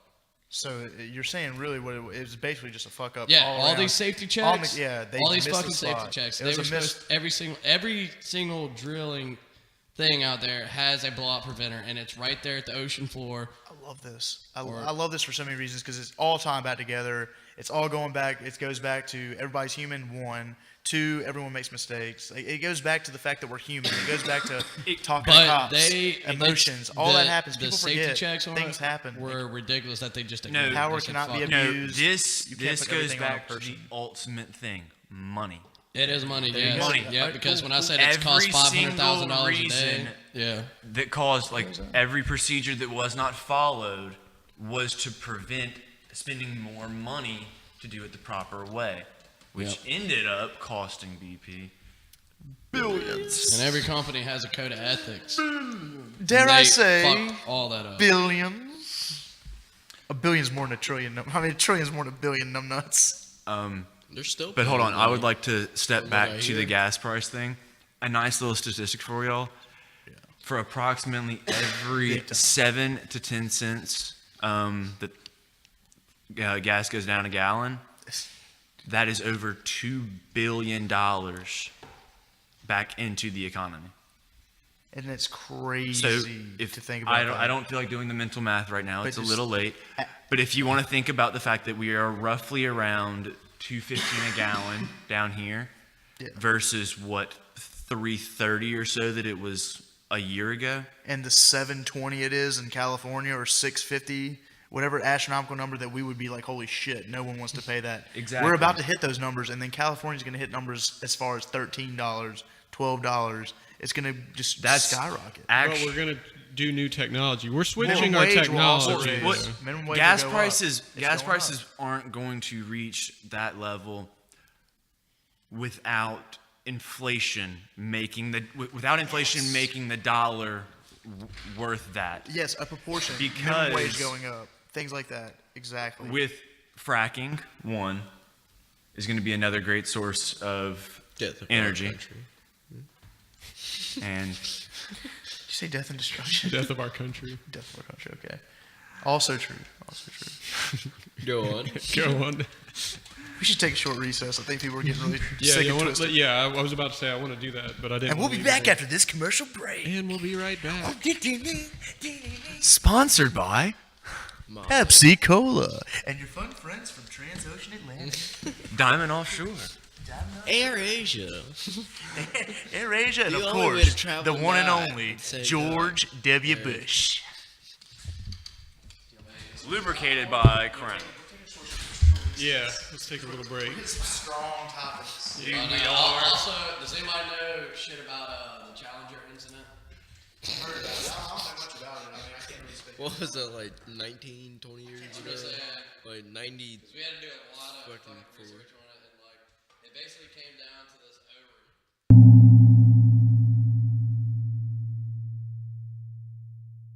I'll just say, because we're already recording. Yeah, we're already in this. Can I just start it off? We'll start the segment off with, how reliable is CNN? And then we'll just go from there. We're already in it, damn it. Oh, damn it. Someone read The Guardian. All right, this just in. Indonesia, 95% certain debris is missing Airasia flight QZ8501 rolling report. Shocker. The rolling Shocker. report from The Guardian is the 5 different articles. Hold on. What? This is a shocker. How reliable is CNN? Well, that was The Guardian that I used. But yeah, you're right, though. CNN is definitely terrific. We deal on numbers, baby. No, we don't deal on certainty. We deal on probability. Hey, that's a quote from Ricky Bobby. The Wolf of Wall Street. Thank you. And you know what? Everybody Don't put Joe Schmo in Wall Street. Everybody just believe that. Move that one closer to you a little bit, like the whole.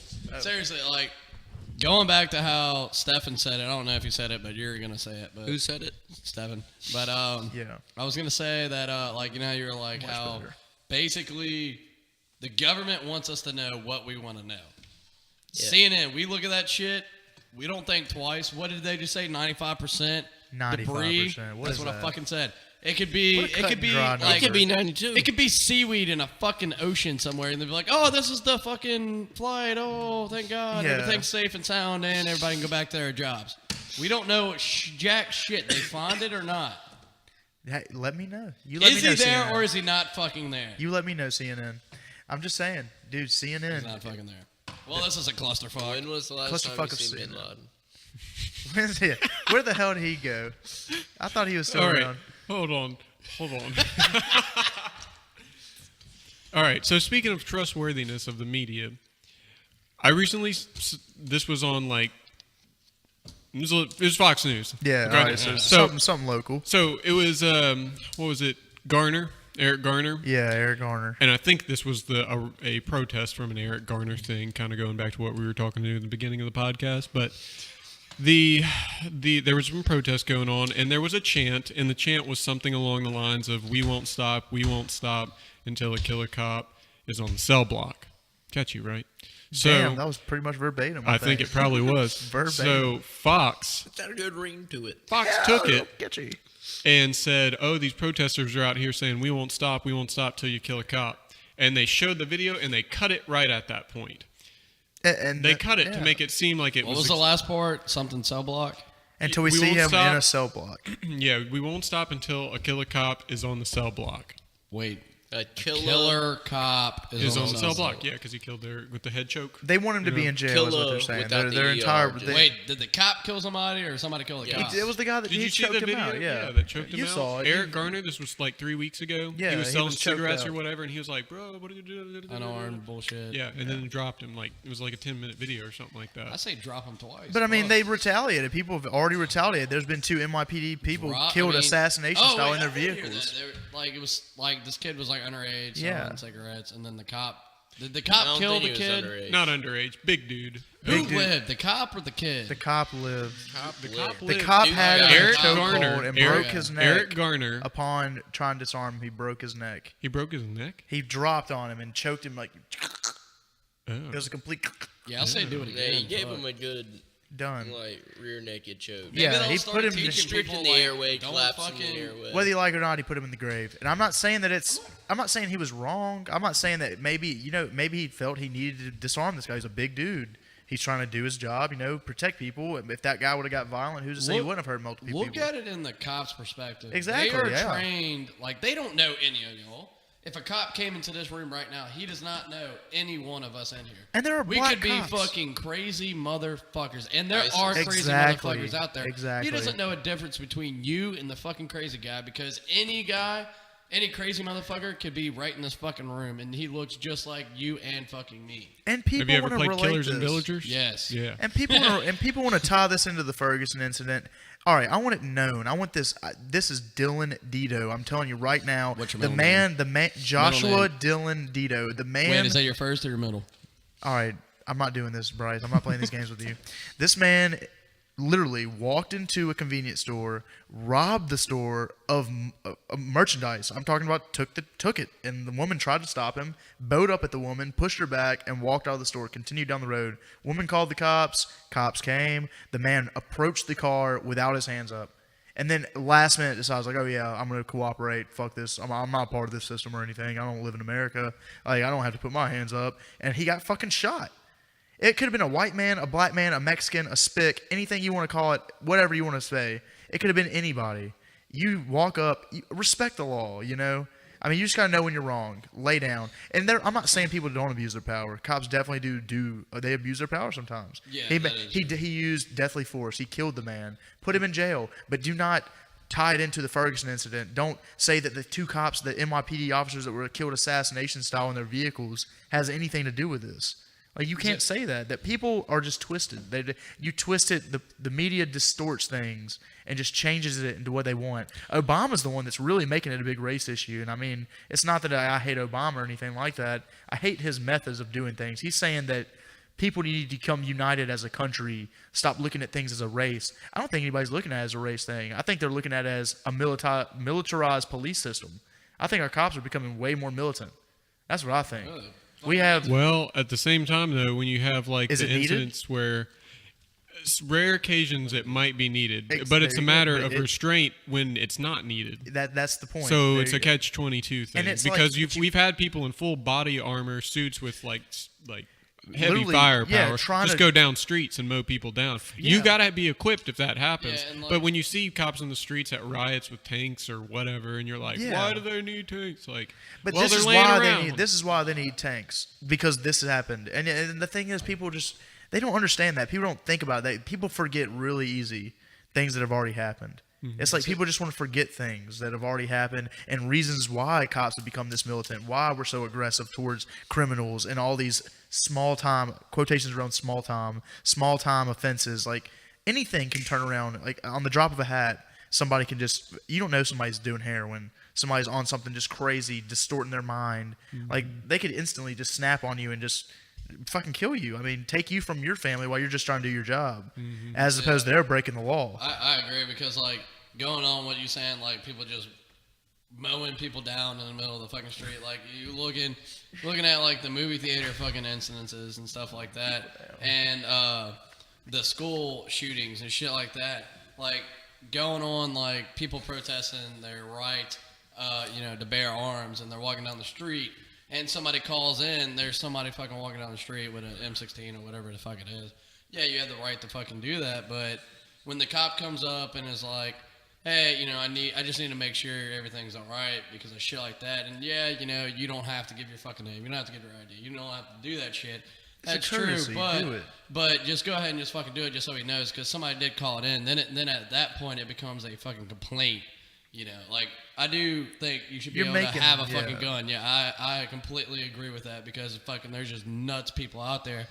But when you're walking down the fucking street with an M16, like, because of mass shootings like this, they have to respond to this call to make sure it's okay. To make sure the fucking scene is fucking you can safe. easily say, you can just bring in all kinds of lawyer terms, anything you want to be like, hey, what is your reason for stopping me? Is it illegal for me to have a gun? You can say those kind of things. That's also another form of protest. And do what you want to do. Yeah, but do it the right way. But when a cop shows up and needs to make sure everything's all right, don't fucking test the fucking cop. Then you're just going to piss him off.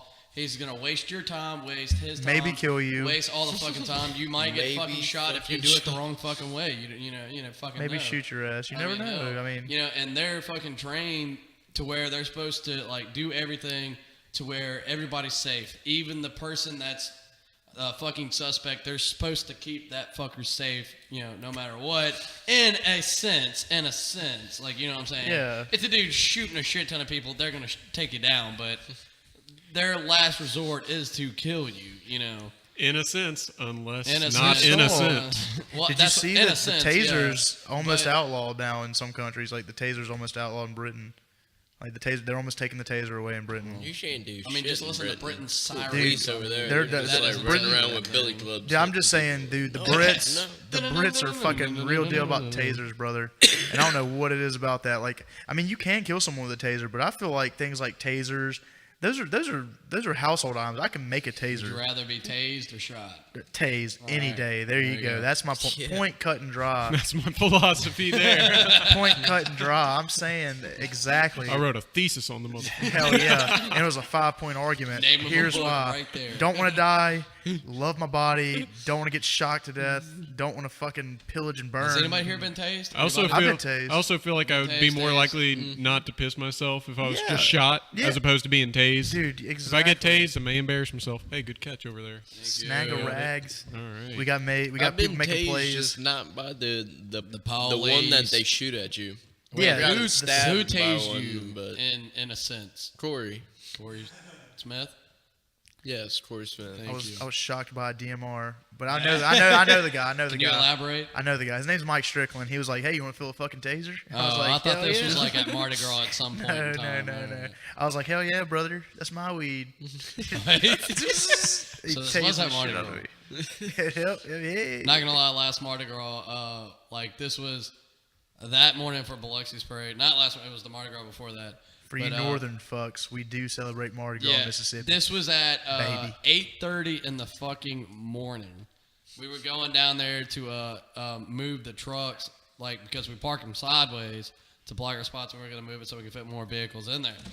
And as we were driving down there, I see some dude literally tripping over the sidewalk, has a half-drink 12-pack. This is at 8:30 in the morning, literally just falling, just hammered drunk, and I'm just like, that's the only way to fucking do Mardi Gras. You just got to go on a 3-day drinking binge before Mardi Gras. Otherwise, so that way you don't even remember Mardi Gras. No matter what you do, what happens in Mardi Gras stays in Mardi Gras, or stays in jail. Or stays in prison. That happens, depending on whether or not you drop the soap. Okay, that 0 to 100 real quick. 0 to 100. I don't even know where that one went. Speaking of 0 to 100, I want to read you guys these Nat Geo things that I was telling you about. We were talking about ramping up in technology earlier in the podcast and all this stuff. This is an article, the opening article for the recent Nat Geo magazine. I think it's January 2015 there. So it's like the first issue. It talks about like the first artist, first American, like all this other. There. 2015? 2015, mother. Yeah, they're in the future. Nat Geo's ahead of the game. It's like the new vehicle. You know? Dude, it's just like video games, bro. Vehicle? They let out 2K16. New vehicle. Okay, so let's start off with the new vehicle, Bryce. Magically. Okay. So the first piece of the segment is how we will live. And it says within 5 to 10 years. So this is within 5 to 10 years in the future. All right, driverless cars will share roadways. I'm getting in the light. Hold on. With conventional cars, this will happen in urban areas first and will take a decade to fully diffuse. In the long run, people won't own cars at all. When you need to go somewhere, you'll have a subscription to an auto service, and it will just show up at your door, right? Because we got Netflix, we got Amazon. We like the subscription thing. It's a proven, right? Did they give a rate on this? A rate? What do you mean? Like how much it would cost? Netflix, it's $10 a month. Oh, well, it'll as it trickles down or whatever, as it gets built up, and then after you're gonna this, see what you're gonna see it. You're gonna see it. Can I say something on that first, before you go ahead. Proceed? Mm-hmm. Like whenever like a really good big technological thing comes out, it's always very fucking expensive because it's rare. Yeah. It's always going to be the wealthiest gets it first, the upper class, the middle class, and then it trickles down, just like you just said. Right. I think it's going to take more than their 5 to 10 years that they think. Because well, I mean, this is when this is going to first start showing up. 5 to 10 years. Because that's going to be a hard transition going from driver operated to driverless. Like that's going to have to be like at one point they're going to say nobody can drive a vehicle ever. Because if you have driverless vehicles and then you have drivers, like people might just fucking say fuck the driverless things and just haul ass. Well, that's why we have laws in place to prevent you from doing those kind of things. You know what I'm saying? You're looking at it and you're saying, yes, we like this subscription. We love to be able to, we love instant. We love it now. We want what we want now, and as fast as we can get it, quick as we can get it. Just like Johnathan saying over here in the back, he didn't have a mic, so I'm gonna try to voice his opinion for him. R&D, research and development, definitely isn't free. So the wealthiest of the wealthiest obviously the only ones that will be able to afford this kind of service. Like they're the ones that are going to be able to pay the people that are experimenting and saying, hey, this is what we're going to try. If it fails, they lose all the money, and the people that bought it, they just have a piece of worthless technology, just like the VCR. Like research and development, they have to make their money. It's all back to money. Another interesting point about this is how, based on these subscription-based services, it says that we're moving away from a purchase-based economy. We'll subscribe to access rather than pay money for possessions such as smartphones. We won't buy software anymore. We'll subscribe to it. So it's more of a credited deal. It's more of like an accredited deal. Like I'm credited to this because I can give you this much money. I mean, yeah, like a power, just we like we pay for utilities and stuff like that. Yeah, just like paying for 32 gigs as opposed to and with 16 aren't gigs. we like technically already subscribing to shit? Yeah. Just like you subscribe to Xbox Live and stuff like that. It's like I can pay for 32 gigs instead of 16. Like water bills. You pay, you pay your electricity every month. Well, some people think the internet. Pay it, they take it away. Some people think the internet's like a utility-based thing. Like everybody should have it in you their don't homes pay your and all fucking carrier bill. No they more take Wi-Fi. It away. Yeah. Fucking same thing. If you rent a house, you pay that monthly. You don't fucking pay, you fucking lose that house. Well, in the sense of money, everything's a privilege. Everything's a privilege when it comes to cost and buying. If you don't have the money to maintain the lifestyle you're living, then it was a privilege. A privilege to be there. A privilege to have to live that way. Are they trying to now like I'm living that, down like, a notch? Everything we have is going to be subscribed? No, not everything. No, they're just saying common services. This is the projection of 5 to 10 years based on this writer's belief in where he sees the environment now. What's the possibility of the growth? So technically, we're just going to rent everything in the fucking future. It's just like when Netflix came along, there was still a large time period when Netflix and Blockbuster were still in existence, right? You could still go buy a movie if you wanted to, but a lot of people like the Netflix thing, right? It's convenient. It's in your home. You can pay for it right there. Oh no, man, it died. It died a while ago. Yeah. It's dead. Been gone. Blockbuster is the same thing as dinosaur fossils. You know how they did South Park? They recently found a Blockbuster in the middle of the desert. And they're thinking it's, the Holy Land of movies. But I thought that's what they're thinking. That's where all the classics are. Yeah. I have not found viral. Kickboxer 1 to this date. Just Jean-Claude like Van Damme's Netflix, best they movie. Can't where find you it. can order it offline. I thought Blockbuster did that. Yeah. They try to do because that service they took it to the punch. It's just like Zulu and all those things like that.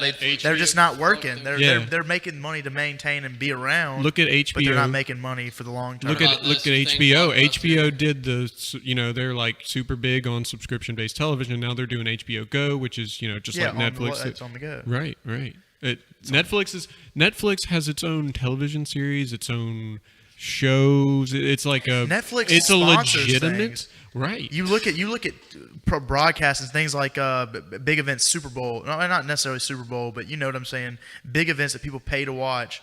Netflix is a co-sponsor for those events because they have so much money in these sort of situations. Like they are one of the mass communicators now. Have y'all Think noticed? It's like YouTube. Think of one of think of the way the economy was for just regular movies back in the day with like movie theaters and all this stuff. You had to pay for that space to get there. So what kind of resources did it take, the manpower and all this stuff? Gas, Netflix. driving. I mean, super minute stuff you don't even think about. The physical labor was ridiculous. Exactly. But if you've got Netflix, a digital subscription service that has digital space as opposed to physical, they host a lot of independent films and from all over the world, And then this point really does come down to what he's saying. It comes down to the people that are willing to do research and development and the people that are willing to find ways to get this digital space to you and make it really accessible, make it easy for you to get to, make it common even. It's not to make money at first, it's to get people trended to it. You're trying to get people the gestures, the hand gestures, the talking. You're selling an idea. You're selling this. And then once it works a little bit and people are like, all right, well, this is better than what I'm using now. I mean, it's going to make it a little bit better for me right now. So when the wealthy buy it, it goes down, trickles down through the system, becomes a little bit cheaper, and then it's going to happen again. Right. Because if we do decide to, if we do by some way get everybody to go to cremation or whatever we want to do, and we do last for thousands and thousands more years, it's going to advance. There's always going to be a little bit more of an advancement. In 2015, 2016, 2017, I guarantee we're going to see some big ones. We're going to see some big jumps. BP just recently bought the first operational drone. BP owns a drone. They can use it for the first domestic use. Drones. That's pretty cool. Drones. Here the cartel have drones. Oh, sure. Not quite domestic, but getting there. The cartel will be domestic eventually once we start taxing that shit, baby. There's an interesting shit, baby. I kind of think we just need to take over another country, preferably Mexico. So that way we don't have to worry about border jumping. Because how many Canadians do you see border jumping? We take over Mexico. I'm from Schenectady, eh? And then we can tax every fucking thing that there is there. And plus that would hurt the fuck out of the cartel. Because they pay so much fucking money just to get shit shipped, over there. Doing that, we can still. And if we took over Mexico, we can crack down even harder. We can't crack down on a cartel in Mexico when we don't have jurisdiction over there. We take over fucking Mexico, we can take them down even better. My personal opinion on this, I think we need to make a man-made Grand Canyon between Mexico and America, only about a couple 100 miles wide. I mean, we did the Panama Canal. We can do it again. They ain't swimming across that shit, son. Very good. Let me tell you that. All right, that was really. I wish I could clap without this magazine in my hand. And if we better hurry up because the way it's running right now, most of the people that are already in this country are going to become U.S. citizens very soon, and it's going to be on a drop. People are just going to change. That you go from wow, I came here a month ago to here I am, a legal U.S. citizen, been here my whole fucking life, baby. Burning and earning, cashing checks and breaking necks. Can we make a poster with Brice, just like a propaganda thing, and it's just him drinking a beer, and it's we built the Panama, we can do it again. Yeah, it's gonna be right next to George Bush, and people are gonna be inspired by it. I will sell that poster on the Mississippi Gulf Coast for $50 a piece, and I'm gonna make a fortune. Do it. Right next to it, it's gonna be the booth that my buddy Jacob Glenn's gonna open, and it's gonna say, "Let it ride and roll tide," and that's all we're gonna need. Can we get a shirt made? We can do whatever we want. Technology, son. Speaking of which, I really want to add this, okay? Monogram's real. I want to finish this segment here. It talks about a new religion could emerge in the next decade or two. perhaps based around the environment. Digital technology is the solvent leaching the glue out of our global structure, including shaking our belief systems to the core. It's kind of like shanking. You know, you just I don't give a fuck what you say. I didn't come from no gosh damn robot. And I sure as hell didn't come from no fucking monkey. Tell you that right now. It's like, what's the monkey? What are you talking about? He's like a 60-year-old guy who still I came from a robot, still dude. Don't you know remembers this? the monkey argument. Like, that's been left just like, no, we came from robots. Like, it's been proven. Like, duh, fact. Yeah, we found the ancient technology cell phone from the last smartphone of the last eon. Like, buried. Dude, yeah, like if it goes on that it's long, like Jurassic Park. That would be. Jurassic Park, they find the sap of the smartphone. Yes, like someone was trying to climb a tree while like a dinosaur was eating them as the world ended in some crazy. It just fucking caramelized right there. Found its spot in time, and like somebody finds it. It was a mosquito. Good shit. This time it was like the best iPhone, and they like look and the video still works on it or something like, and they like learn all the stuff from the past world that we existed, and then we're like, fuck, and they find out we really did come from the Matrix, and like we were plugged in, we were robots. And it's like you came from a robot all along. If they could just watch the movie The Matrix, they would save themselves a lot of time. Because I've been knowing this for years. Since I was like, since like 04, 05, I've been knowing this. Yeah, awesome would be it's like going on. Like, it would be awesome. You're gonna say something about Avatar, aren't you? No, we don't like no blue monkeys from Avatar. But going back, I want you to make a racial slur for Avatar characters.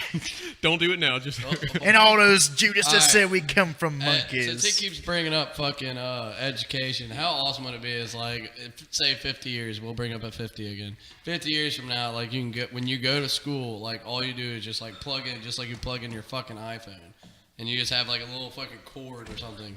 Just fucking plug in and you just get your knowledge for that fucking day. Only problem with that is that's only going to make the rich more intelligent. Well, yeah. Because it's going to be until it trickles down. It's no, that'll never change because the power of the money will keep the power of the intelligence to them. Yeah. They're not going to allow everyone to be extremely educated. Just like unlimited information, they would allow what you would learn in a normal day society today. Like instead of spending an hour in fucking English class to learn about periods and commas, takes 2 seconds to fucking plug in, and there you go. See, Brice, your look on this is just so cut and dry, and you know it's good. It's the way shit should be. It's definitely the way shit should be ran, for sure. But here's the facts. The facts are, when you're in school, you already don't learn the facts. We already don't learn the truth. You don't use any of this. The government decides what books get published. we already don't learn the truth. We learned Shirley Temple. I can tell you right now. Everything besides like for math wise, algebra, trigonometry, fucking calculus, differential equations, all that shit. I've used that in my classes that going towards my engineering. But like other than this bullshit, like this English, you learn how to fucking read, right? Blah blah blah. Well, I mean, it's just how much you take into it. You know, how much do you use talking? Poster. You know, half that shit. Half that shit they teach you is bullshit because these classes that I'm taking my senior year of college is what I'm mostly going to fucking use. And exactly. And the fact is, it builds up. But you don't have to use English. You don't have to. I can say English. You don't have to use language to describe what you're feeling. You can express it. You express yourself well. People understand what the fuck you want and what you mean. And you definitely don't use fucking common English.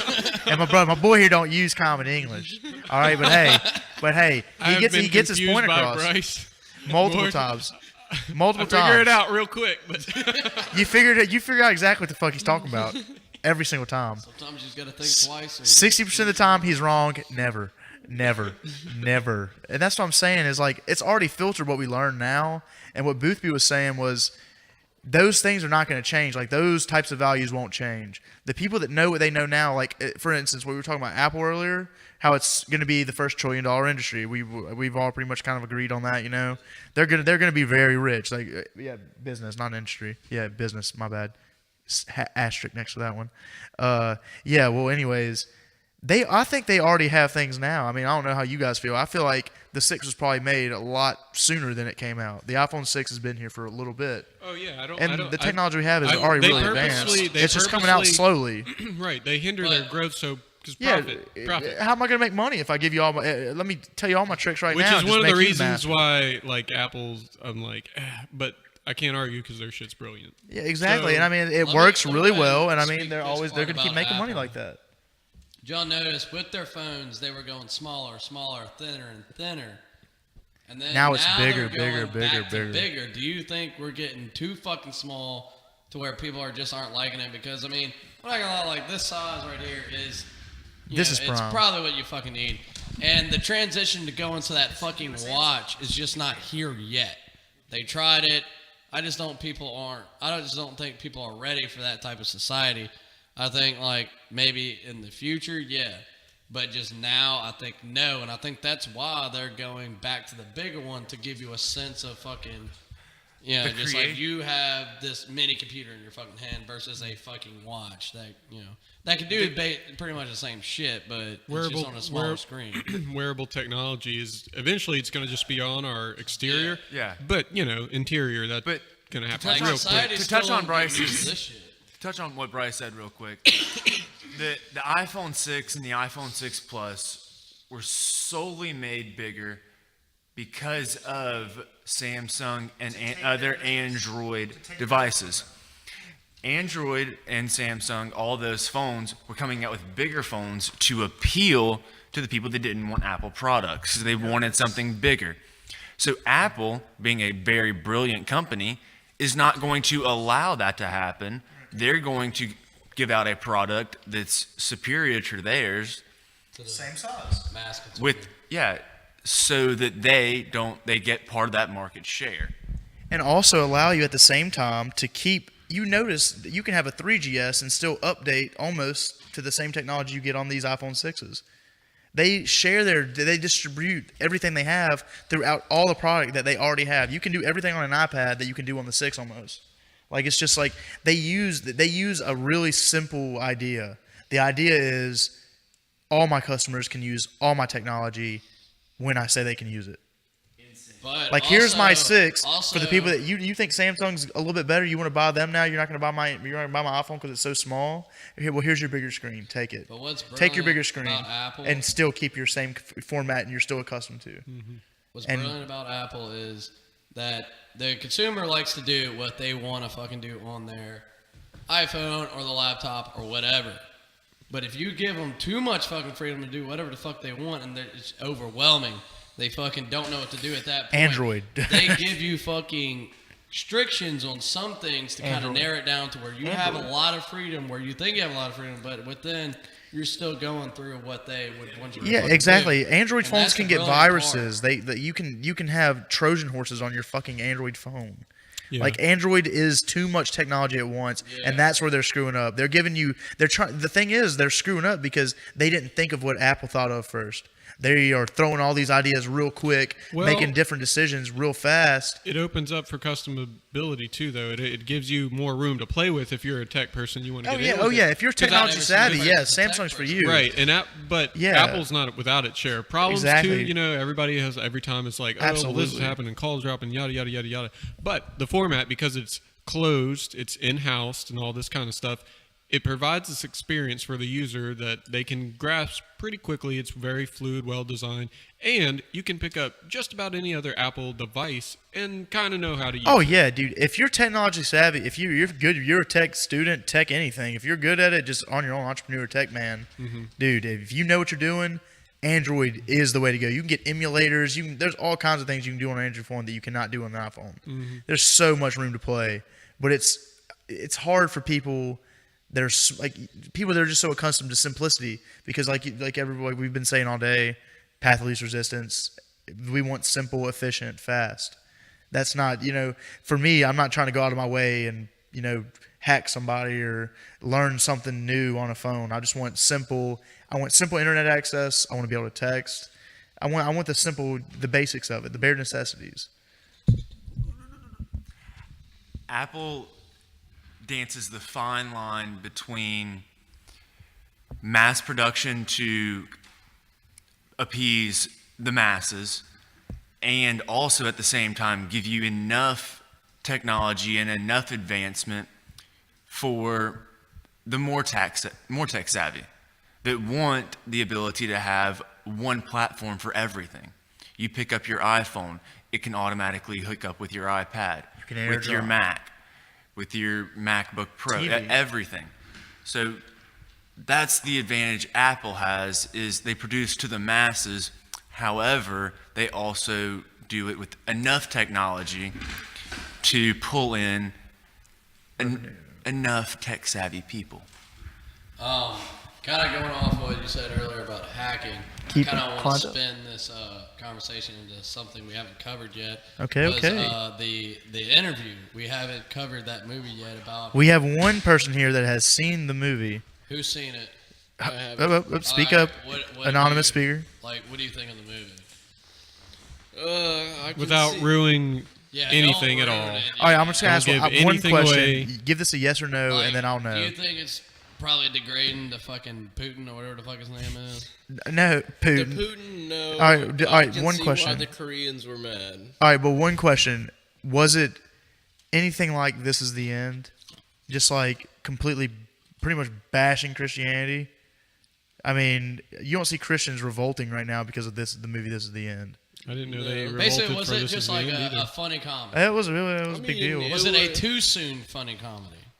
I can see in the minds of the North Koreans how they would be offended, coming from how they feel about their great leader, and then what happens to him in the movie and how they portray him. I could see how they're pretty angry about it. So if you were the CEO of Sony right now and you got threatened by Putin, is it Putin? No. This is a great redneck skit you're doing here. Kim Jong. If you were threatened by Putin, Kim Jong-un. a.k.a. Al-Qaeda, Kim Jong-un, a.k.a. North Korea, and ISIS, not the band, but ISIS, right? Would you? My thing is, would you put out this movie? If they told you there will be Garrett, deaths. I'm sorry, sir. Ask Garrett. There will be deaths. Hold on. Garrett. There will be deaths. I don't know if I would as Sony, but I don't know what kind of pressure they were under from other people saying you better not put this out because of But and also I will throw this in there. Sony does not just. We don't show movies just in the United States. It's in Canada. It's in Europe. It's all over the fucking place. Mm-hmm. I would say, fuck Putin, fuck Russia, fuck the ISIS. Show that shit everywhere. Make it available in Antarctica if we need to. Make sure everybody fucking knows what we're showing here and that we're not negotiating with terrorists. Mr. Daniels? Yes. Can I please explain to you how the process started here? All right, process it. With the interview. It started with an initial hack on Sony, on all of their networks. No, they hacked into all the personal accounts, all the personal emails, and that's what they initially released to show that they had information of Sony. Then they blackmailed Sony with this, saying, if you put out this movie, we are going to release even more damaging information about your company. I say bring it. Sony's decision to not release the movie into theaters was not their decision. No, the theaters dropped the movie out of fear of random attacks because of threats from North Korea and people that would follow under that. This is why we need good old George Bush back in office. He wouldn't stand for this shit. Listen here, folks. Get away. Dude. All right, Brice. And also, all right, look. You gotta leave the table. Put it this way. Why? People come to America to act, man. Like, all right, we don't see, unless I want to watch a German movie, I don't see that shit. I don't see German fucking movies. Are you fucking kidding, Brice? It's a change. I mean, everyone gets it. Everyone gets it. All right, listen. I'm saying that German people want to see American movies. They want to hear the Rolling Stones. One example. They want, just America is the it factor. We are the thing. Like, people get their shit here so we can get it back to them even better. That's what goes on. Tokyo, everyone knows our famous people. We don't know their famous people. Bradley Cooper's known internationally. I don't know who. I can't tell you one famous Japanese guy besides fucking Jet Li, like somebody like that. You know, like you gotta be really popular, and you start in America. United States is more focused on famous people versus than genius people, like Japan and all that shit. They would more rather have their genius people than their famous. But they don't give a shit about famous people. All I'm saying is that the interview may have offended Korea, yes, but they don't have to watch it. They're a fucking communist state. They'd be like, all right, this movie's banned in Korea.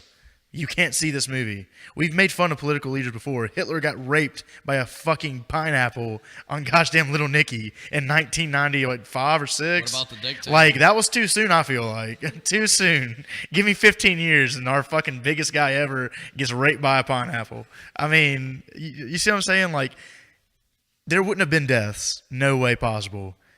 There's no way. There might have been like some fucking psycho extremist. Yeah, maybe 6 people would have died. Not saying that's a small matter by any means. I'm saying it wouldn't have been so big scale to the topic it is now. Like, people are blowing up to the point of like, this is going to start international war. Well, what I want to know is what they're saying in United Nations. Great publicity for James. And and you know what? Once this movie actually does become fucking old news and everybody in the world's seen it, they're gonna be like, ha, what a great movie that was. What a great movie that was. And Seth Rogen will be remembered forever for it. You know, he would really be remembered if he's killed, if he's knocked off, if either one of them get killed. That's another thing. Wow. Because they're on hit lists. That's another thing I was Be sure of that. Done. So if they were to die, or both of them were to die, it would get people would just, for the next 50 years, you'd be like, dude, The Interview, greatest comedy of all time, right? At frat parties and stuff like that, and there'd be posters and calls. Oh, man. Meanwhile, James Franco and Seth Rogen retired and faked their own death and went off to live in their, with 2 island chains. Took their Swiss bank. It took the Swiss bank account and ran. The government just go wants us to on, believe take the what money we and run. They're just partying in Airasia airplanes on government is islands, just listening vacant. right now. They're just all like. They're in their own little. This is the end. They world. actually Like, bought all the people off the airplane. They were like, there. look, you're going to be set for Chilling. life and you're going to party forever on our Could you islands. But we need this imagine- plane. Hey, I guarantee Could Bruce you Lee's there imagine- too. I'm putting Bruce Lee in there with it. messed up. If But this fucking movie very actually brought another world war, like say fucking No way. Putin and his little team Putin came, and his little team. His little team of fart boys. His little team of fart wads. Putin and his fart wads. well, they just came running and, like, around. assassinated the 2 actors in it, and we Toilet retaliated. paper brigade. Toilet paper brigade. And then once we Putin. retaliated, fucking Russia's allies or whatever, they retaliated against us. Just one huge fucking war over one fucking movie.